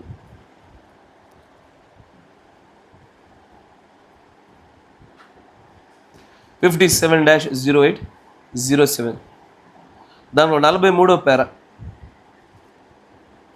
దాంట్లో 2వ పేర. ఓ బ్రదర్, ఓ సహోదరుడా, నిజమైనటువంటి ప్రేమ ఆ బండ మీద నిత్యము నిలిచేది. ఆ నిజమైన ప్రేమ ఒకటే. ఆ మరణం అనేటువంటి ఆ అల, ఆ ప్రవాహము, ఆ దైవీకమైన ప్రేమ అని బండ మీద నిలబడిన దాని కింద నుంచే పోవాలి, కానీ దాని మీద నుంచి పొంగలేదు అది. And looked afar away to him that said, అది చెప్పిన వాడిని ఒకసారి చూడుము. ఆయన అంటాడు, I am the resurrection and life. నేనే పునరుద్ధానమును జీవమును అని దేవుడు చెప్తా ఉన్నాడు. Said God. ఆ Certainly nothing will ever surpass that love of God. గుర్తుపెట్టుకోండి, దైవీకమైన ప్రేమను దాటగలిగే, దానికంటే ఉన్నతంగా చూపించగలిగే మరొక ప్రేమ ఈ భూమి మీద లేదు. నా మాట మీకు అర్థమవుతుందా? ఇప్పుడు ఒక మాట చెప్తా చూడండి. ఇప్పుడు ఈ అమ్మాయి ఉంది, గ్లోరీ. ఈ గ్లోరీ ఈ పీస్ అంటది, నువ్వు ప్రార్థనా జీవితం బాగాలేదు, నువ్వు సరి చేసుకో అన్నది. అనగానే వీళ్ళ అమ్మ అంటది, వాళ్ళ చెల్లెకి చెప్పుకోమను, చెప్పొచ్చింది నీకే, ఇంకోసారి నేను కూడా నాకు చెప్పు, వాళ్ళ సంగతి చెప్తా, ఇంచుకెళ్ళి లొల్లి చేస్తా. ఇప్పుడు ఈమెకు ఎవరు బాగా ప్రేమ కనబడతారు? వాళ్ళ అమ్మనే కనబడుతుంది. కానీ దేవుడు దాన్ని చూసాడో తెలుసా? కరెక్షన్, సరిచేసిన ఆమెనే దైవికమైన ప్రేమ అంటాడు. ఇది పనికి మళ్ళీ ప్రేమ అంటాడు, దీన్ని పనికి మళ్ళీ ప్రేమ అంటాడు. ఎందుకంటే దైవికమైన ప్రేమ సరిచేసేది, దైవికమైన ప్రేమ తగ్గుదలను దీనత్వాలను గ్రహించేది, అది దేవుని యొక్క బండ మీద నిలబెట్టగలిగేది అది. కానీ ఈ రోజున ఎలా తయారైందంటే, మనకైనా మన పిల్లలకైనా ఏది దైవికమైన ప్రేమో, ఏది దానికంటే తక్కువైన ప్రేమో గుర్తుపట్టగలిగే ప్రత్యక్షంగా ఎగరగొట్టేశాం ఈ రోజున. ఈరోజు బెత్తం పట్టేవాడు శత్రువు అయ్యాడు, కరెక్టేనా? ముద్దులు పెట్టేవాడేమో మేలుకరమైన స్నేహితుడు అయ్యాడు. వాక్యం చెప్పినట్టుగానే జరిగింది. బెత్తం వాడుతుంటే ఏమయ్యాడు? అవ్వా అవ్వా. అదే నీకు కీడు జరిగినా పర్వాలేదు, నాలుగు ముద్దులు పడేస్తే మాత్రం మేలుకరమైన స్నేహితుగా మలచబడ్డాడు. ప్రజలకు ఎందుకు తెలియడంలే. ఈ ఆయుధాన్ని గుర్తుపట్టడంలో కూడా పెద్దవాళ్ళు చాలామంది విఫలమయ్యారు, పిల్లలు పూర్తిగా విఫలమైపోయారు. They are failed. ఆయన అంటాడు, there is no other love. వేరే ఏ ప్రేమ అయినా సరే అసలైన నిజమైన దైవికమైన ప్రేమకు పైగా పొర్లి నిలబడగలిగే ప్రేమ లేదంటాడు ఆయన. ఏ ప్రేమ నిలబడదు లేదు. ఏది నిలబడుద్దయ్యా? ఇప్పుడు అనిపిస్తుంది, నా దేవుడి కన్నా నా భార్య మంచిగా చూసుకుంటుందనో, నా పిల్లలు బాగా చూసుకుంటారనో, నా మనమలు బాగా చూసుకుంటారనో, లేకపోతే నా తల్లిదండ్రులు బాగా చూసుకుంటారనో అది అనిపిస్తుంది. నిజమైన కాలము పరీక్షతో కూడా మన ముందుకు రాగానే అన్ని బట్టబయలైపోతాయి. ఆ సమయంలో నిలబడగలిగేటువంటి ఏకైక ఆదరణతో కూడుకున్న రెండు చేతులు చాచే దేవుడు ఆయన ఒక్కడే. ఆయన తప్ప ఎవడు కంటికి కనబడ్డు. ఒక్కసారి అమాంతంగా ఒక 20 లక్షలు వెనకాల అప్పేసుకొని నా దగ్గరికి పో, అంతే కదా. ఒక 20 లక్షలు వేసుకొని ఒక ఇంటి ముందు నిలబడు, లేనిపోని రోగాలు చెప్పి పంపిస్తాను నిన్ను. వాడు క్రీస్తు అట్లా చేయడయ్యా, క్రీస్తు అలా చేయడు. ఆయన నీకు ఆదరణకరమైన మాటలు చెప్తూ, నీలో సరి చేయవలసిన విషయాలు సరి చేస్తూ నిన్ను మరలా గట్టెక్కించగలిగే సమర్థుడు ఆయన. ఆయన ప్రేమతో వేరే ప్రేమని పోల్చడానికి మాట్లాడుకోవడం కూడా వేస్తే, అంత ఉన్నతమైన ప్రేమ అది. కానీ ఆ ప్రేమను గుర్తుపట్టి ఆ ప్రేమకు ఉన్నటువంటి ఆ ఆయుధాన్ని పట్టుకోవడంలో విఫలమవుతుందని చూసారా? దాని పదును తగ్గిపోయింది చూసారా? ఒకప్పుడు కలిగి ఉన్నటువంటి అదే స్థాయి ప్రేమ ఆయుధము ఈ రోజున మన మధ్యలో లేకపోయింది చూసారా? నీ దీపస్తంభాన్ని ఎదురు నుంచి కొట్టివేసే అత్యంత భయంకర గడి వచ్చేసింది. ఇంకా దైవికమైన ప్రేమలోనే మనము పరిపూర్ణత చేరకపోతే ఉన్నతమైన కృపలో ఎప్పుడు మనము మన స్థలంలో నిలబడతాము? దైవికమైన ప్రేమ పరిపూర్ణం చేయబడాలా, కృప అప్పుడు చోటు చేసుకోవాలా. పరిపూర్ణమైన కృపలో మనము నిలబడాలంటే దైవికమైన ప్రేమలో పరిపూర్ణం అవ్వాలా. ఇది జరగాల. ఈ ఆయుధాన్ని వాడాలా. సహించండి అయ్యా, కాసేపు భరించండి, ముందుకు సాగుదాం. మనం తిడుతున్నారా, పడదాం. ఎస్ఆర్ను మనం అనుకుంటే జరగట్లేదా, అయినా సరే సహిద్దాం. నేను అనుకుంటుంటే జరగకపోతే నేను గలవా నీతోనిగా. ఇది ఎక్కడ దైవికమైన ప్రేమలు? ఇదే రకమైన సహనాలు, ఆశ్చర్యకరమైనటువంటి క్రియలు, విశ్వాసాలు పెరిగాయి, మర్మాలు వారే తెలుసుకుంటున్నారు, వాక్య విషయాల పురోగతి కలుగుతుంది.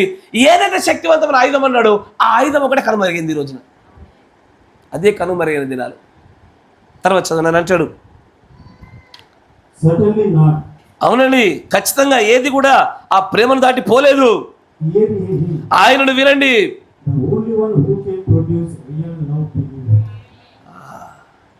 నీకు మాత్రమే ఆ నిజమైన ప్రేమ ఉత్పత్తి చేయించగలుగుతాడు ఆయన.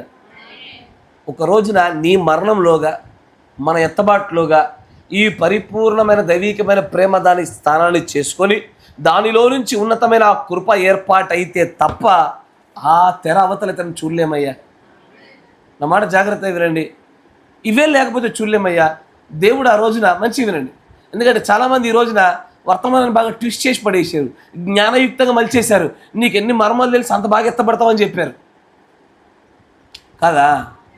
మర్మాలైనయ్యా నీకు ఎత్తబాటు విశ్వాసాన్ని కలగజేస్తుంది, అబ్సల్యూట్లీ కరెక్టే. కానీ ఆ మర్మాలు నీకు ఈ మర్మముల కంటే విలువైన ప్రేమలోనే నడిపించాలి. అది ఈ వాక్యాలు, ఈ మర్మాలు వీటికంటే ఉన్నతమైనటువంటి స్థాయిలో దేవుడు నిలబెట్టినటువంటి ఆ ప్రేమలోకి మనం తీసుకెళ్ళాలి. అక్కడి నుంచి కృపలోకి తీసుకెళ్ళాలి. ఎట్లొచ్చావురా నాన్న అని రేపు పొద్దున నిన్ను అబ్రహాము అడిగితే కృప వల్ల వచ్చానయ్యా అని చెప్పగలగాల. అక్కడున్న పరిశుద్ధుల యొక్క మేఘ సమూహం అడుగుతున్నప్పుడు ఏం సాధించొచ్చావురా బాబు అంటే ఏం చేయలేదయ్యా, కృప పొందిన వాడనయ్యా, నువ్వు కృప పొందినయ్యా అని చెప్పగలగాలి. ఆ మాట చెప్పగలగాలంటే ఈ ఆయుధం కావాలి. We need this weapon. అప్పుడు దేవుడు నీ దగ్గర దూతలు వచ్చి మైక్ పెట్టి నీకు ఎన్ని మర్మాలు తెలుసు, ఎన్ని క్వశ్చన్లకు ఆన్సర్ చెప్తావు, ఇది చూడ్డాయన క్రీస్తులా ఎంత ప్రేమించగలిగావు, క్రీస్తు గుణలక్షణకు ఎంత మార్పు చెందగలిగావు, ఇది చూస్తాడు. ఏ మర్మమైనా సరే నిన్ను ఆయన గుణలక్షణంలోకి మలచడానికే, ఆయనలాగా మార్చడానికే. నాకు బండెడు పుస్తకాలు చదివి జ్ఞానం పెట్టుకున్నా, నాకు ఎత్తబాటు రాదు. ఆ పుస్తకాలలో వచ్చిన సమాచారము నాలో గుణలక్షణాల మార్పు ఉపయోగపడాలా. కరెక్టేనా? మొన్న మధ్యలో కారులో వెళ్తున్నప్పుడు ఒక సహోదరుతో డిస్కషన్, పక్కనే బోనా సిస్టర్ కూడా ఉండే. అప్పుడు నేను చెప్పాను వారిద్దరికి కూడా. అందరూ ఏమనుకుంటారు చెప్పనా, ప్రజల యొక్క మెంటాలిటీ ఎట్లా మారిపోయిందంటే విచిత్రమైన మెంటాలిటీ. అంటే తప్ప ఇక్కడ విశ్వాసకులు కాదు, కాపర్లేదే చెప్పాలా.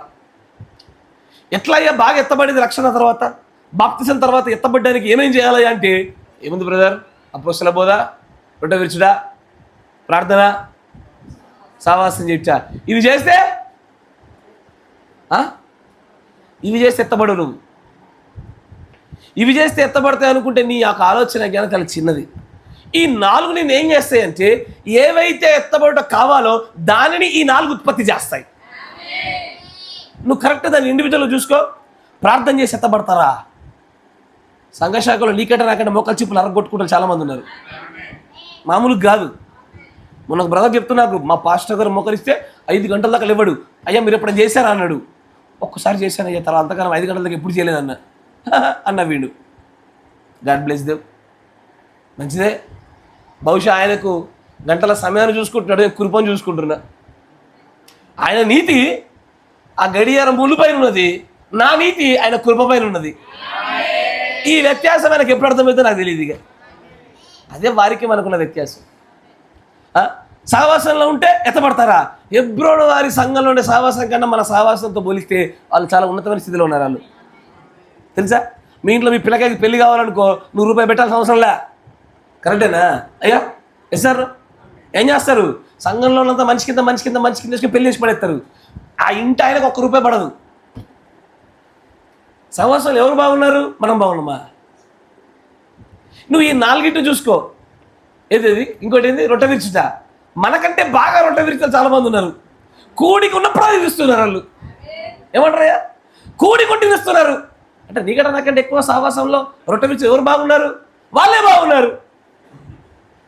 అయ్యయ్యో, వాళ్ళ జ్ఞానాన్ని బట్టి వాళ్ళకి ఇవ్వబడిన బోధ వాళ్ళు చక్కగా నడుస్తున్నారు. వాళ్ళు కొంతమంది ఈ 4 ఎత్తబడ్డం కాదు, ఎత్తబడటం కావలసిన ఈ ప్రేమ, ఈ గుణలక్షణాలు ఈ కృపలో రావడానికి ఈ 4 ఉపయోగపడతాయి. నేను అధికంగా ప్రేమించలేకపోతున్నానా? ఎక్కువ ప్రార్థన చేయాలి, ఎక్కువ ప్రేమ ఉత్పత్తి చేయించుకోవాలా? ఎక్కువ క్షమించలేకపోతున్నానా? అధికమైన సహవాస ప్రార్థనల ద్వారా ఎక్కువగా క్షమించే గుణాన్ని పెంచుకోవాలా? ఈ 4 ఎత్తబడ్డంగా ఇది ఎలాంటిదంటే, ఇద్దరు వ్యక్తులు, లైటు అలా తమ్ముడు, దిక్కులు చూస్తున్నటువంటి పీటర్ పాల్ గారు, వీళ్ళిద్దరు ఉన్నారు. ఇద్దరు ఎగ్జామ్ రాసి ఇద్దరు ఫెయిల్ అయిపోయారు. పీటర్ పాల్ షాక్ అయ్యాడు. అసలు నేనెట్ట ఫెయిల్ అయినా? అసలు మా అన్నగారి దగ్గర కంటే నా దగ్గర కొత్త పుస్తకాలు ఉన్నాయి, మా నాన్న దగ్గర 2 పుస్తకాలు, నా దగ్గర 10 పుస్తకాలు ఉన్నాయి, అట్టెట్ట ఫెయిల్ అయినా? ఆడట్లా మాట్లాడుతూ మనకి ఎలా కనబడుతుంది? పుస్తకాలు ఎన్ని ఉంటే లాభం? అవి ఎంత కొత్తదైతే ఏం లాభము? అది దేన్ని ఉత్పత్తి చేయాలా? జ్ఞానాన్ని ఉత్పత్తి చేయాలా. కరెక్టేనా? ఈ 4 కూడా అలాంటివి. ఈ 4 నీ దగ్గర ఎంత ఉంటే లాభం? ఇది ఉత్పత్తి చేయాల్సింది ఉత్పత్తి చేయాలగా. నువ్వు రోజు 24 గంటలు ప్రార్థన చేసావు, వారికి క్షమించే గుణం రాలే, దేవుడితో ఒక వ్యక్తిగత అనుబంధం రాలే. అది దేన్ని ఉత్పత్తి చేయాలి? అది ఉత్పత్తి చేయకపోతే ఎన్ని పుస్తకాలు ఉంటాయి, నీ ఎంత కొత్తదైతే ఏంది? ఇది కూడా అలాంటిదే. చాలామంది తెలియడల్లా. ఏదైతే ఎత్తబాటుకు కావాల్సి ఉందో దాన్ని ఉత్పత్తి చేయుట కొరకే ఈ మర్మాలు, ఈ యొక్క విమోచన గ్రంథము సమస్తం. ఇది ఉంటే ఎత్తబడతామా? ఇక నువ్వు గ్రేట్, అది ఉంటే ఎత్తబడతామంటే ఏం లేదు తెలుసా? మనకు మొత్తం ఆల్ ఓవర్ మొత్తం వరల్డ్లో దేశాలన్నింటిలో ఇంటర్నేషనల్ ఎంతమంది ఉన్నారో తెలుసా? గెస్ చేయండి.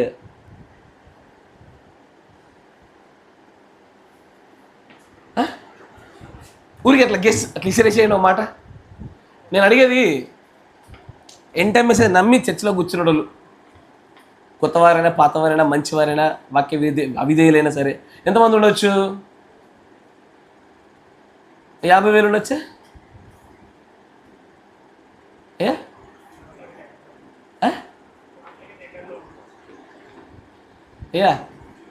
బ్రదర్ చెప్పింది కరెక్ట్. దగ్గరలో 2 నుంచి 4 కోట్ల మధ్యలో ఉన్నారు ఈ మెసేజ్ నమ్ముతున్న వాళ్ళు.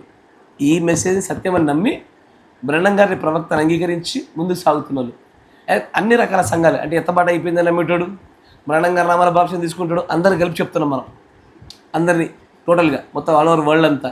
It's a guessing. అది నార్మల్గా అప్రాక్సిమేట్గా లెక్కలు ఇచ్చేటువంటి లెక్కలు. అది నిజంగానే ఈ వర్తమానం ఉంటే ఎత్తబడితే 4 కోట్ల మంది ఎత్తబడాల్సిందే.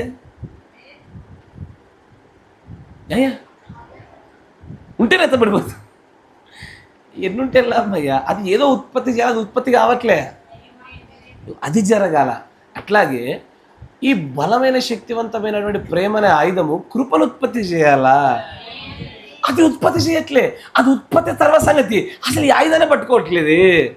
ఈ ఆయుధాన్ని మర్చిపోయినారు, పక్కన పడేశారు. తుప్పు పట్టింది, పదును పోయింది, చిన్నదైపోయింది.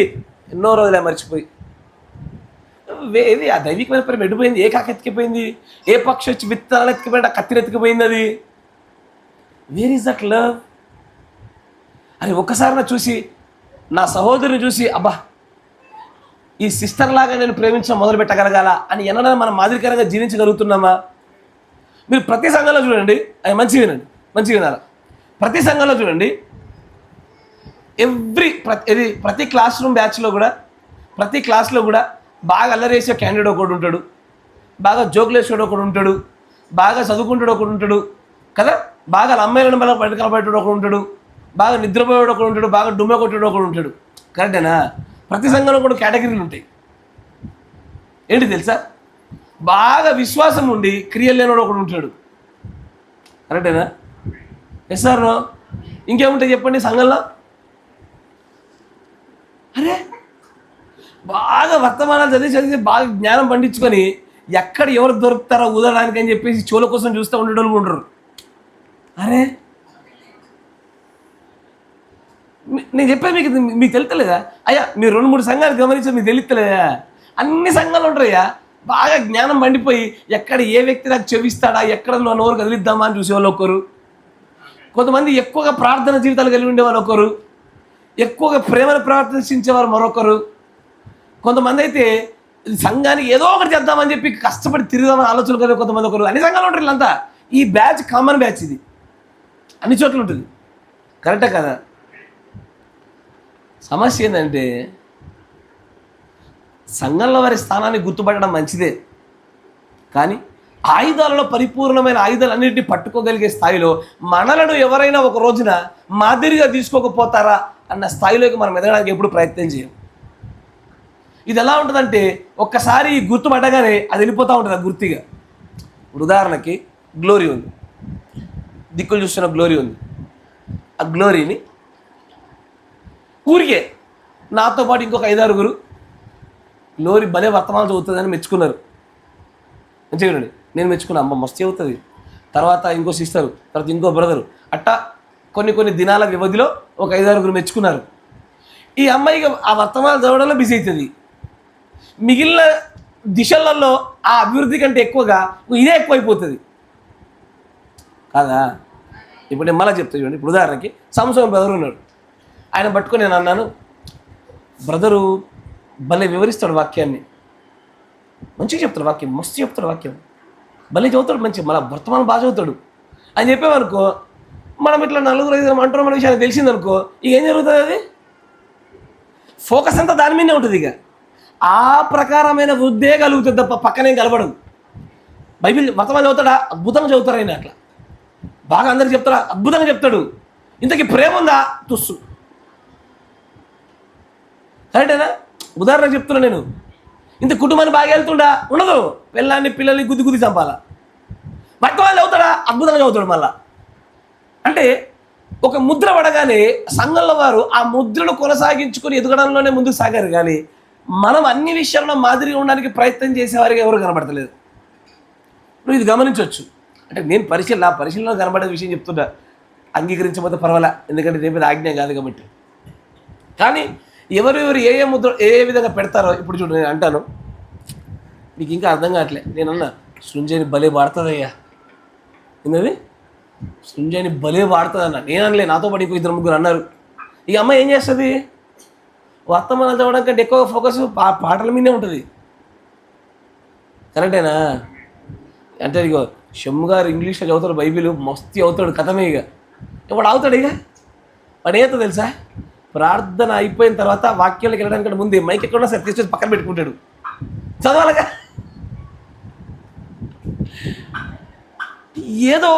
ఏదో ఒక కోణంలోనే ఏదో ఒక విధానంలోనే మాత్రం మాదిరిగా ఉంటున్నాము, కానీ పరిపూర్ణమైన విషయాలు అందరికీ మాదిరిగా ఉండే విధంగా అందరు ఎదుటకు పోరాటం జరుగుతున్న విషయాలు కనబడతలేవు. సంఘంలో తమ పాత్రను గుర్తించడం ఎంత మంచిదో, వాక్య విషయంలో పరిపూర్ణమైన ఎదుగుదల విషయంలో కానీ, అన్నిటి విషయాల్లో ప్రతి ఒక్కరికి మాదిరిగా ఉన్న విషయంలో కానీ ఇది కొరత కనబడుతుంది. పాటలు పాడడం పాటలకే కేటాయించేసాడు. ఇక బైబిల్ చదవడానికి, ప్రార్థన చేసిన ప్రార్థనలకే ఈ పొగడతలకు పడిపోయి వాళ్ళ పరిపూర్ణతను ఒక దిక్కు మాత్రం పెట్టుకొని ఆ ఒక్క దిక్కులోనే అభివృద్ధి కనబడుతూ ఉంటుంది. నేను చెప్పేది మీరు గ్రహించారయ్యా? మీకు అర్థమైందిగా? ఉదాహరణకి అన్నాను, మరి ఋత్విక్ గారు ప్రార్థన చేస్తారా? భలే చేస్తారన్న. అంతే, జీవితంలో ప్రార్థన తప్ప ఇంకేం కనబడదు. అదొకటే ఎదిగిపోతూ ఉంటుంది. మస్తు విశ్వాసం మా ఎలీషా గారికి, విశ్వాసం ఒకటే పోతూ ఉంటుంది కదా. ఇక అట్లా అన్ని సంఘాలు ఇదే జరుగుతుంది. ప్రతి సంఘంలో ఈ ఫిక్స్డ్ కేటగిరీ బ్యాచెస్ ఉన్నాయి, కానీ అన్ని విషయాలలో మాదిరిగా ఉండమని చెప్పేసి పౌలు గారు చెప్పిన మాటను మనం మర్చిపోయాం. ఏదో ఒక విషయంలో ఉండమన్నాడా? పౌలు గారు ఏ విషయంలో మాదిరయ్యా?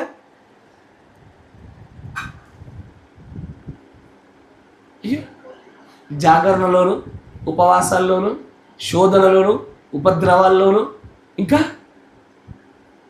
ఏ విషయాల్లో నేను మాదిరని చెప్పుకున్నాడు ఆయన? ఏ విషయాలలో? ఇది అదని చెప్పడానికి వీలు లేక ప్రార్థనలు అన్ని చోట్ల తన భక్తంతని తీసుకొచ్చి, ఇదిగో నేను క్రీస్తు పోలు నడుచుకున్నా, నన్ను పోలు నడుచుకున్న మాదిరి పెట్టాను ఆయన. ఏదైనా ఒక కేటగిరీ పెట్టలే. ఈ రోజున మన మధ్యలో లేదు. నేను ఫైనాన్షియల్ మినిస్టర్ని ఇద్దప్ప వేరేది వేరేదని పట్టుకోవాలన్నట్టుగానే కనబడతా ఉంది చాలా సంఘాల్లో. కానీ పరిపూర్ణతలోనికి ఎదగడానికి ప్రయత్నం జరగట్లే. ముఖ్యంగా ఈ ప్రేమ అనేది మాత్రం మిస్ అవుతుందయ్యా. మాట జాగ్రత్త వినండి.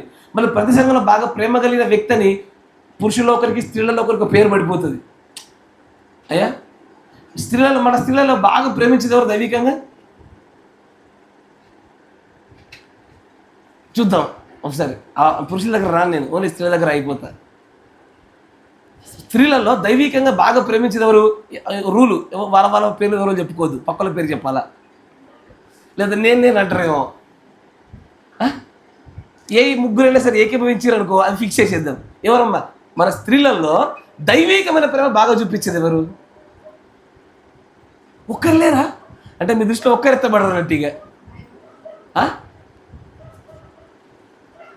దైవికమైన ప్రేమ అని చెప్పి కుటుంబ ప్రేమ కాదు, మనుషుల సహోదరుల ప్రేమ, అంటే ఫ్రెండ్షిప్ ప్రేమ కాదు, ఇచ్చిపుచ్చుకునే ఉప్పు తుప్పు ఇచ్చిపుచ్చుకునే ప్రేమ కాదు, ముసల్మ ముచ్చట్ల ప్రేమ కాదు.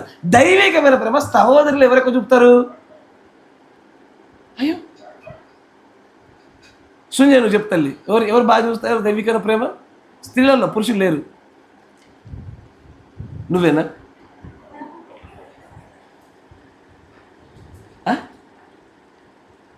ఆ ఒక్క పేరు వచ్చింది ఏమని?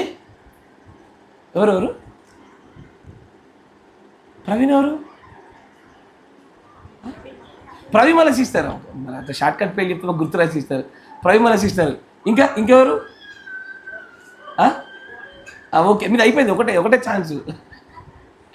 మీరు చెప్పడమ్మా, ప్రాక్టికాలిటీలో చూడండి ఒకసారి, మీకు అర్థమవుద్ది. పురుషుల వైపు వెళ్ళాం ఓన్లీ స్త్రీల దగ్గరనే, వాళ్ళు పర్సనల్గా తీసుకుంటారు మళ్ళీ ఇంత. నువ్వు చెప్పాలా మన గ్లోరీ, నువ్వు చెప్పరా దైవికమైన ప్రేమ వాళ్ళు బాగా చూపుతారు ఆడవాళ్ళల్లో. నువ్వే అనేవు, నేను కాదు. అమ్మాయిలను అడిగా, నా పేరు చెప్పేవు. చెప్పు, ఎవరు బాగా ప్రేమ చూపేది దైవికంగా?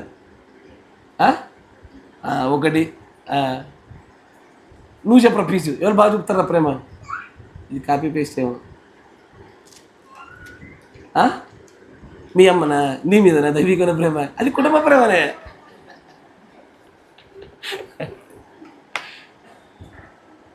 ఎందుకు ఈ మాట అడిగాను తెలుసా? నా మాట జాగ్రత్త వినండి. ఇట్లాంటి చోట అమ్మా కళ్ళు మూసుకొని వింటున్నటువంటి సహోదరుని మంచి వినాలా. ఇది ఎందుకు ఇట్లా అడిగిచ్చానంటే మీరు నవ్వడానికి కాదు. నేను అడిగినప్పుడు ఈ ఫలానా వ్యక్తుల నుంచి నా పేరు ఎందుకు రాలేదని నువ్వు అడగాలి ఒకసారి నిన్ను. నా మాట మంచి వినండి. ఇట్లాంటి ఒక ప్రశ్న అడిగినప్పుడు నిజంగా నా పేరు ఎందుకు అక్కడ ఉత్పత్తి కాలేదు అన్న ప్రశ్న మనల్ని మనం పరిశీలించుకోవాలి. అంటే నేను ఎక్కడ అసలు విఫలమయ్యాను? నేను ఆ దైవికమైన ప్రేమల ఆయుధాన్ని వాడడంలో ఎక్కడ నేను నిజంగా వెనకాడాను? అంటే నేను చూపిన దాంట్లో ప్రేమ కనబడలేదా? లోపం ఉన్నదా? నా పేరు ఎందుకు ఉత్పత్తి కాలేదన్న చోట నుంచే నీ అభివృద్ధి ప్రారంభం అవుతుంది. పేర్లు ఎత్తబడిన వాళ్ళ పేర్లు గొప్ప వాళ్ళని చెప్పడానికి కాదు, నా పేరు అందరి నోట నుంచి ఎందుకు రాలేదు? నేను ఎక్కడ దైవికమైన ప్రేమ చూపించడం ఫెయిల్ అయ్యాను అంటే నాదంతా మా కుటుంబం రాసుకుని పూసుకుని జరిగిందేనా? ఇచ్చిపుచ్చుకున్న ప్రేమ. దైవికమైన ప్రేమ అంటే అది షరతులు లేకుండా, ఇచ్చిపుచ్చుకునేది లేకుండా, ఎదుటోడు ఇవ్వకపోయినా సరే నేనైతే నా నుంచి సహాయం చేస్తాను అనే రీతిలో సాగే ప్రేమ పేర్లలో నా పేరు ఎందుకు రాలేదని చూసుకోగలగాల. అక్కడ ఉంటుందయ్యా. నిజంగా మన ఆయుధాన్ని వాడుంటే మన పేరు రావాలా? కరెక్టేనా? సరే, ఇప్పుడు నేను చెప్తాడు, అయ్యా మన చర్చిలో అందరికంటే బాగా పొడుగు ఎవరు ఉంటారు? ఒకటి నెవిల్ పాల్ అన్న, రెండు జాషబ్ బ్రదర్, ఇంకా వసంత్ అన్న,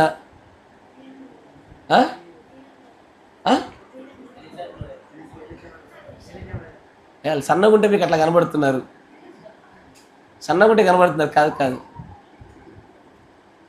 ఎందుకు టకటకట పేర్లు వచ్చినాయి? నేను అడిగిన ప్రశ్నకు వాళ్ళు సరిపోయిన వాళ్ళు. కరెక్టేనా? నేను అడిగిన ప్రశ్నకి వారు సరైన సమాధానం సరిపోయిన వారు కనుక, తూగిన వారు కనుక వారి పేర్లు వచ్చాయి. మన సంఘంలో దైవికమైన ప్రేమ ఎవరికి ఎక్కువ ఉంది? అమ్మో ఇది కష్టమే.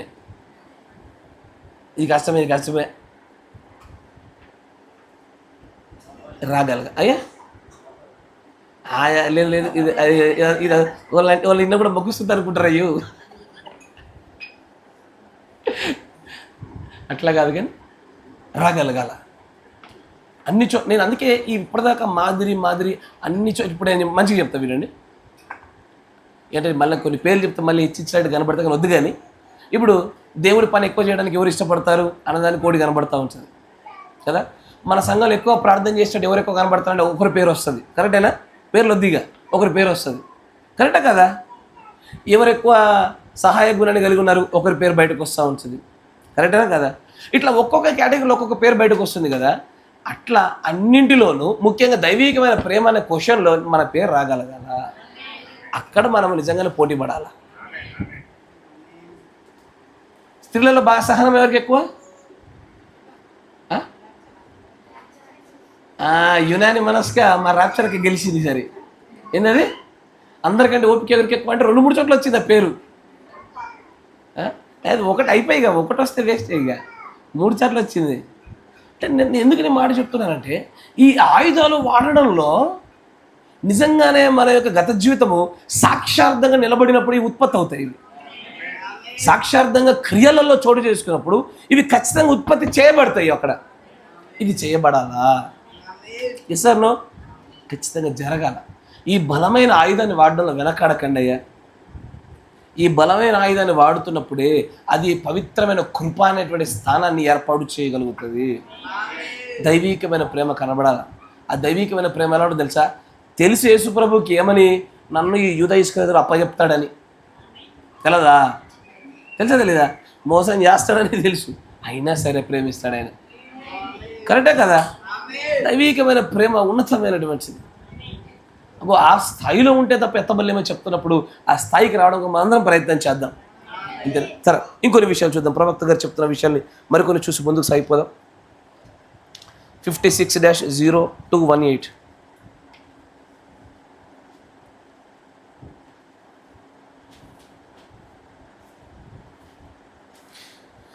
బి.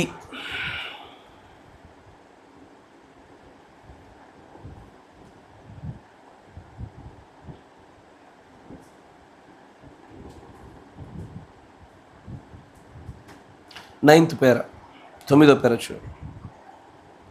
Now, ఇప్పుడు what it is ఇది ఏమై ఉన్నది? love. ఇది ప్రేమ. Love, my brother. ప్రేమ నా సహోదరుడా. I realize నేను ఇక్కడ దీన్ని గుర్తుపట్టగలుగుతున్నాను. I am standing here this morning with a 7th grade education, talking to scholars. ఇక్కడ అత్యంత గొప్ప విద్యావంతులు చదువుకున్న వాళ్ళతో 7వ తరగతి చదివిన నేను నిలబడి ఈ రోజు ఇక్కడ మాట్లాడుతున్నాను.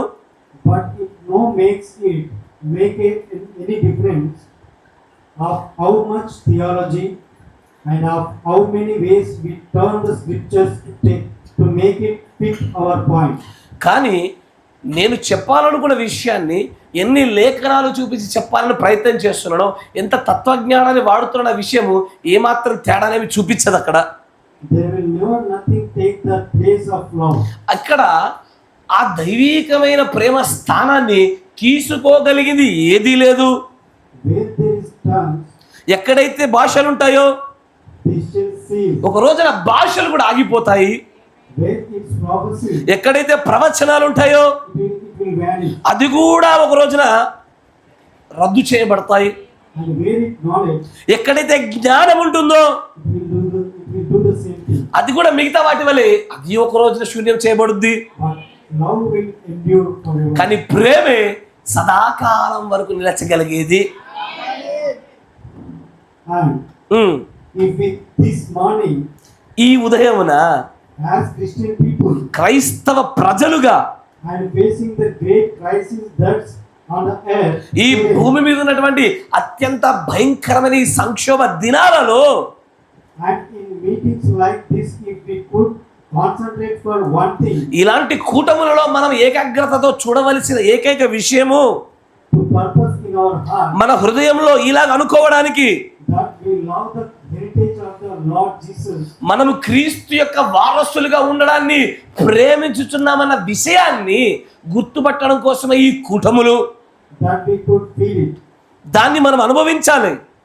The other evening, while I was speaking in the tabernacle, నేను ఆ సాయంకాల దినాలలో నేను మాట్లాడుచుండగా జరుగు the church behind the place here, ఈ సంఘానికి వెనకాల ఆ స్థలములో speaking on love and how that we must have the feeling of the people. ప్రేమను గురించి అది ఎలాగో అందరూ అనుభూతి చెందాలన్న విషయం నేను మాట్లాడినప్పుడు We must feel for them మనము వారిని గురించి నిజంగా అనుభూతి చెందాలి, and love them. వారిని ప్రేమించాలి. Love is the greatest weapon that God ever put into the hands of man. మీరు విన్నారా? ఈ కూటమి జరుగుతున్నప్పుడు దానికంటే ముందు కూటములో సాయంకాల వేళలో సంఘానికి వెనకల దేవుడిని ప్రేమించని, దేవుని నమ్మని ప్రజల పైన ఎట్లా ప్రేమ చూపాలి, వారిని ఎలాగూ ప్రేమించాలి, ప్రేమ ఎలా ప్రసారం చేయాలో చెప్తున్నాడు ఆయన. మన సంఘ పరిస్థితి కూడా అంతే. కరెక్టేనా? అరే ఉన్నాడు ఒకడు మన చర్చ వెనకాల లేరా? ఏ ఆయుధం వాడదాం వాళ్ళ పైకి?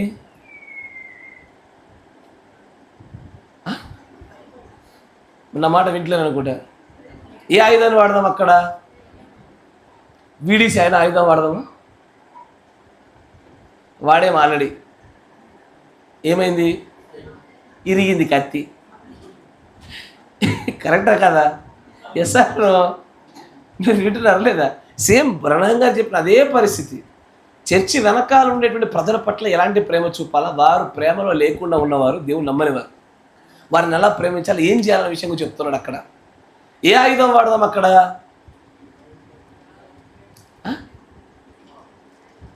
నేను ఇక్కడ ఉన్న వ్యక్తుల గురించి అడుగుతూ ఉండా, మన రియాలిటీలో చూసుకోగలగాల. ఏ ఆయుధం వాడదాం, నెక్స్ట్ కలెక్టర్ ఆయుధం వాడతాం, తిప్పుతాం కత్తిసేపు, మళ్ళీ అది కూడా కత్తి తుస్సే. పేపర్లు అలా పేరుకుంటే మనమేం చేస్తాం, మన ఆయుధాలు ఏం పని చేస్తాయి. కానీ ఓడిపోయినటువంటి మన అన్నిటికీ కూడా వెనక్కి తగ్గకుండా ఉండేటువంటి ఒక గొప్ప ఆయుధం ఉంది ఆత్మ సంబంధంగా. ఆ ఆయుధం ప్రేమే. ఆయన అంటాడు చూడండి, తర్వాత చదవండి. Love is the greatest weapon that God ever put into the hands of man. మనుష్యుడి చేతిలో దేవుడు పెట్టిన అత్యంత శక్తివంతమైన ప్రపంచంలో గొప్ప ఆయుధం ప్రేమ. ప్రేమతో చాలా విషయాలు గెలవాలయ్యా. నా మాట వింటున్నారా? ప్రేమతో చాలా విషయాలు గెలవాలి. కానీ దానికంటే ముందు దేవుడి మీద ప్రేమ ఉండాలి ఫస్ట్, అది గెలవడానికి. కరెక్టా కదా? ఎస్ఆర్లో రోజు పొద్దున్నే చీకటితో పాటు రోజు రాత్రి చీకటి పడ్డాక మీ ఇంటి ముందే ఒకడు చాలామంది వచ్చి అయ్యా ఇష్యూ కూర్చుంటున్నారు. నా భాష మీకు అర్థమైందా? మీకు అర్థమైందిగా? ఎట్లా అనిపిస్తుంది మీకు?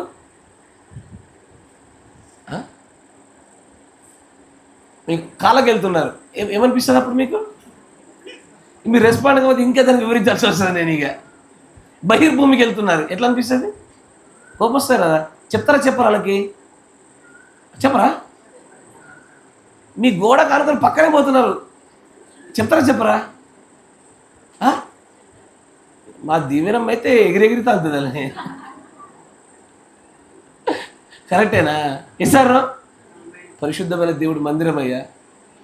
2.5 సంవత్సరాలు చూస్తున్నా, ఎలకాల గోడెంబడి పోతుంటే మారుద్దమయ్యా, రండయ్యా అంటే ఒక్క సహోదరుడు కదలే నాతో. ఊరికొచ్చి నేను చేయగలిగేది ఏం లేదు. కానీ పరిశుద్ధ దేవాలయం చుట్టుపక్కల అలాంటి బహిర్గు భూమి కార్యాలు జరుగుతూ ఉంటే రండయ్య అంటుంటే ఒక్కరిలో చరణం కలగలే. దేవుడు అంటే ప్రేమ లేనప్పుడు ఆ ప్రజలపైన ప్రేమ అంటే చూపుతామయ్యా. అదే మన ఇంటికి జరిగితే అలా కూర్చుంటామా? దేవుడి మందిరం కదా, ఎవడు చూస్తాను, ఎవడు పట్టించుకో, నాకెందుకు లేదు. దూరంలో భలే ప్రేమ కనపరచబడతా ఉంది ఇక్కడ. ఇది దూర ప్రాంతం నుంచి వచ్చి వాళ్ళు చేయలేరు, స్థానికంగా ఉండే వాళ్ళు చేయాలా? ఎన్ని మార్లు అడగలేదు, ఎన్ని మార్లు చేయాలా? అదే నా ఇంటి ముందు కూర్చుంటే, నా ఇంటి పక్కన కూర్చుంటే నేను అడగను. ప్రేమ ఉండాలా ఫస్ట్ ఆఫ్ ఆల్. ఎవరి మీద? దేవుడి మీద ప్రేమ ఉండాలా మొట్టమొదటిగా. దాన్ని మార్చగలగాల. కానీ ఆ దైవీకమైన ప్రేమ దేవుడి మీద ఉంటేనే తర్వాత మనం మనుషుల మీద చూపించగలుగుతాం. అనేకమైన విషయాలు లేదు. ఆ దైవ సంబంధమైన మందిర విషయంలో ఆసక్తి మనల్ని భక్షించాలి. అది ఒకసారి పక్కకి వెళ్తే కనబడతా ఉంటుంది, నిజంగానే మందిరమే అనిపిస్తుంది. ఒక్కొక్కసారి ఏం చేస్తాం, దానికోసం ఏం పాటుపడుతున్నాం మనము? సరబ్బి వేసి నీళ్ళల్లో కూర్చున్నాం మనం. తర్వాత ఇది ఆశీర్వాదకరం కాదుగా. అవునా? మన గృహాలకు వస్తే ఒకలాగా, దేవుడి గృహానికి వస్తే ఒకలాగా చూస్తున్నామే.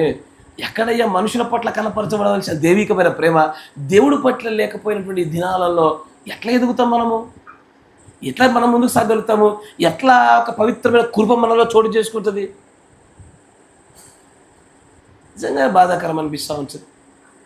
మనుషుల పట్ల చూపించండి దేవుని ప్రవక్త చెప్తా ఉంటే మొట్టమొదటి దేవుడి నుంచి ప్రారంభించుదాం ఆ ప్రేమను. మొట్టమొదటిగా ఇప్పటికీ కూడా ఆయన మనల్ని ప్రేమించుచున్నాడు. ఆ కామ దగ్గర ఆగిపోయాం మనం. మొదటిగా ఆయనే ప్రేమించాడు కామ, తర్వాత రాయలే ఇంక పదాలు మనము, తర్వాత మనం రాయాలా. ఆయన మొదటిగా ప్రేమించుందిరా, నేను ఆయన అదే విధంగా ప్రేమిస్తున్నాను రాసి కామ పెట్టి, ఆయనలాగే నేను అందరినీ ప్రేమిస్తాను రాసి పులిస్తా పెడదాం. అప్పుడు కృపొచ్చి కూర్చుంటుంది. ఇది జరగాల. ఎవరి పట్లైనా సరే మనకున్న ఆయుధం ఒకటే, ప్రేమ అంటాడు ఆయన. ఏం చేయగలుగుతాం ప్రేమతో దేనిని ఆపగలుగుతాం? ఆయన కూటమి పెడతా ఉంటే సంఘం వెనకాల వాక్య విరుద్ధమైన వ్యక్తులు, దేవుని నమ్మని వారిని కూడా ఆయన ప్రేమతో జయిస్తూ ఆయన ప్రేమించుదామయ్యా అంటా ఉన్నాడు. ఆయన తెలుసు. ఆయన ఇంకో మాట కూడా చెప్తా ఉంటాడు. దేవుని ప్రవక్త అంటాడు, ఆయన సండే నాడు కూటమి పెడతా ఉంటే దూర ప్రాంతాల నుంచి వచ్చారట. ఖచ్చితంగా చాలా దూరం నుంచి వచ్చేవాళ్ళు. సండే కూటమి నాడు వచ్చిన వాళ్ళు అక్కడక్కడ హోటళ్ళల్లో, మన లాడ్జ్లలో పడుకోవడానికి ఉంటారుగా. రాత్రి వేళ వచ్చి పడుకొని ఉదయాన్నే ప్రార్థనకు వచ్చి ప్రార్థనగా వెళ్ళేవాళ్ళు.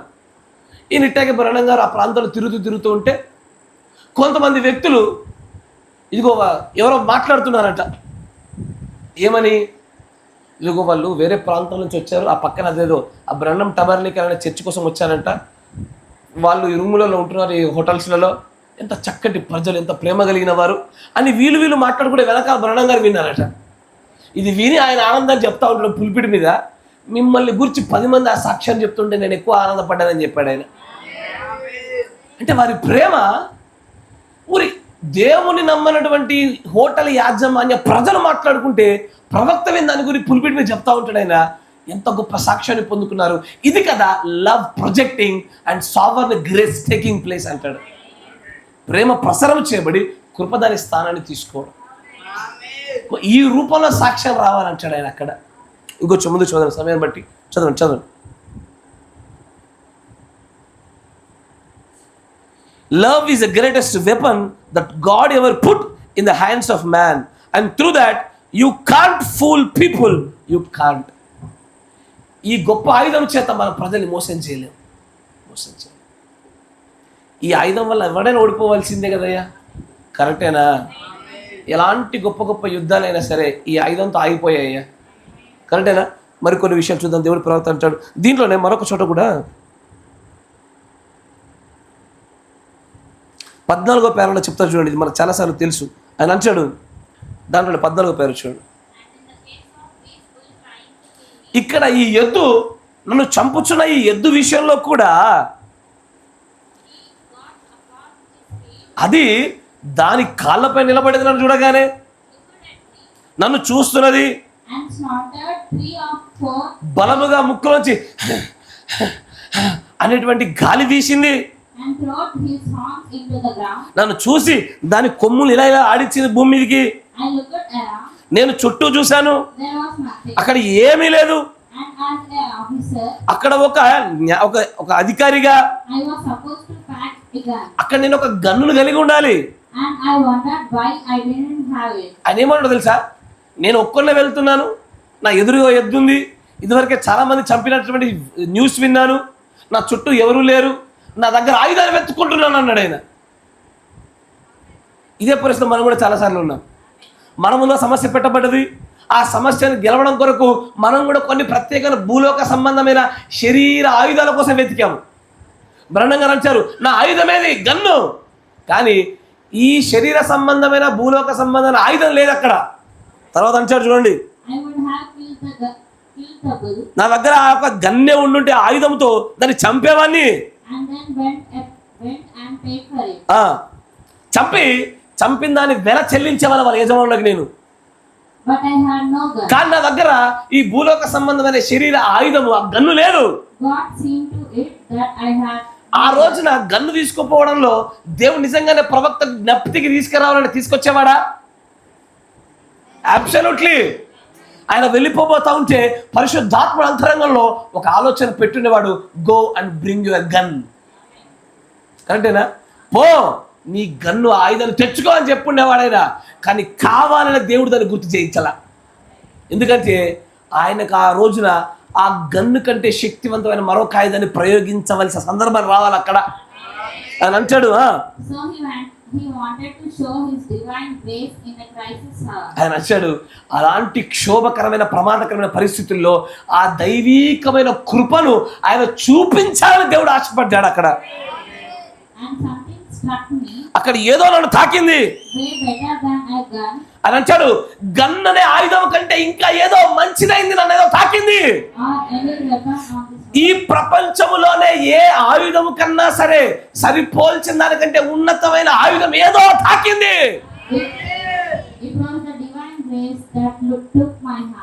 అక్కడ దైవీకమైన కృపే నా హృదయాన్ని తీసుకుంది. అక్కడ తర్వాత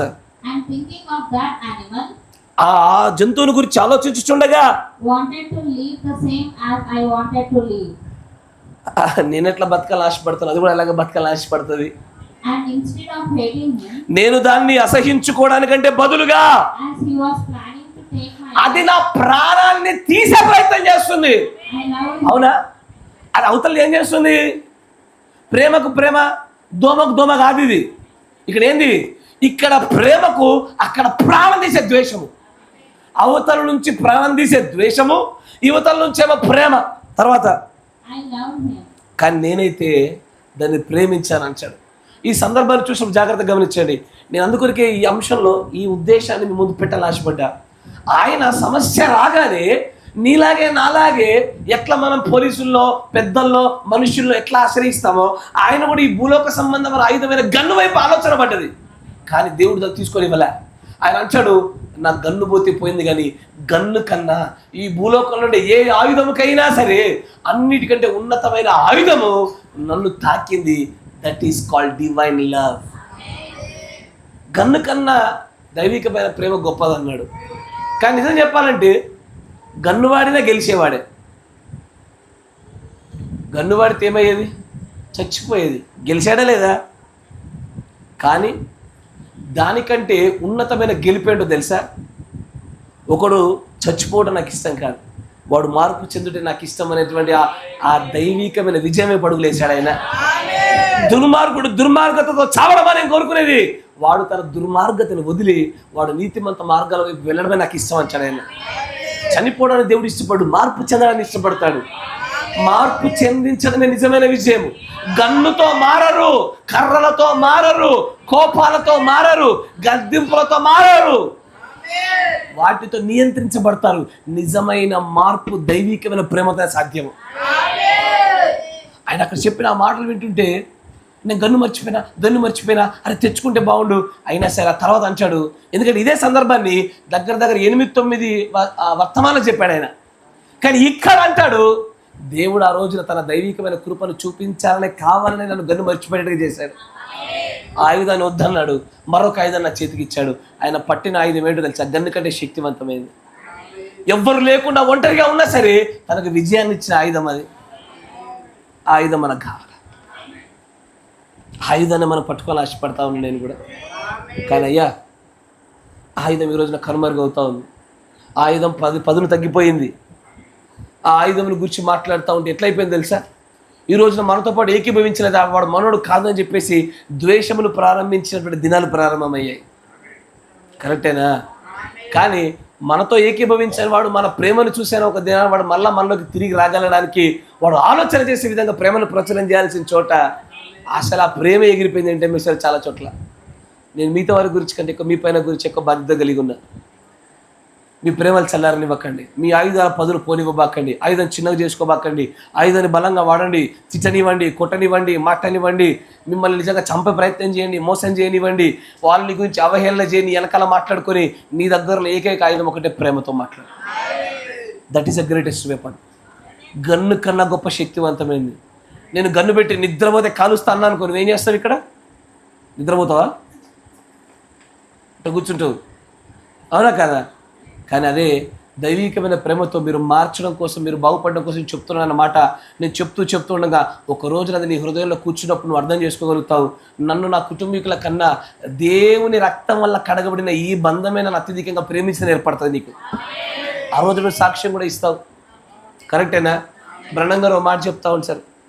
ఆయన దర్శనంలో చూసినప్పుడు అనేక మంది యవ్వనస్తులైన స్త్రీలు వరుసలో నిలబడ్డప్పుడు ఆయన రావడాన్ని చూసి ఆ స్త్రీలందరూ ఆయన వైపు తిరిగి ప్రతి ఒక్కరు బ్రదర్ బ్రణం ప్రశస్త సహోదరుడా అని చెప్పి అందరూ వచ్చి కౌగులించుకున్నారని చెప్తాడు అక్కడ.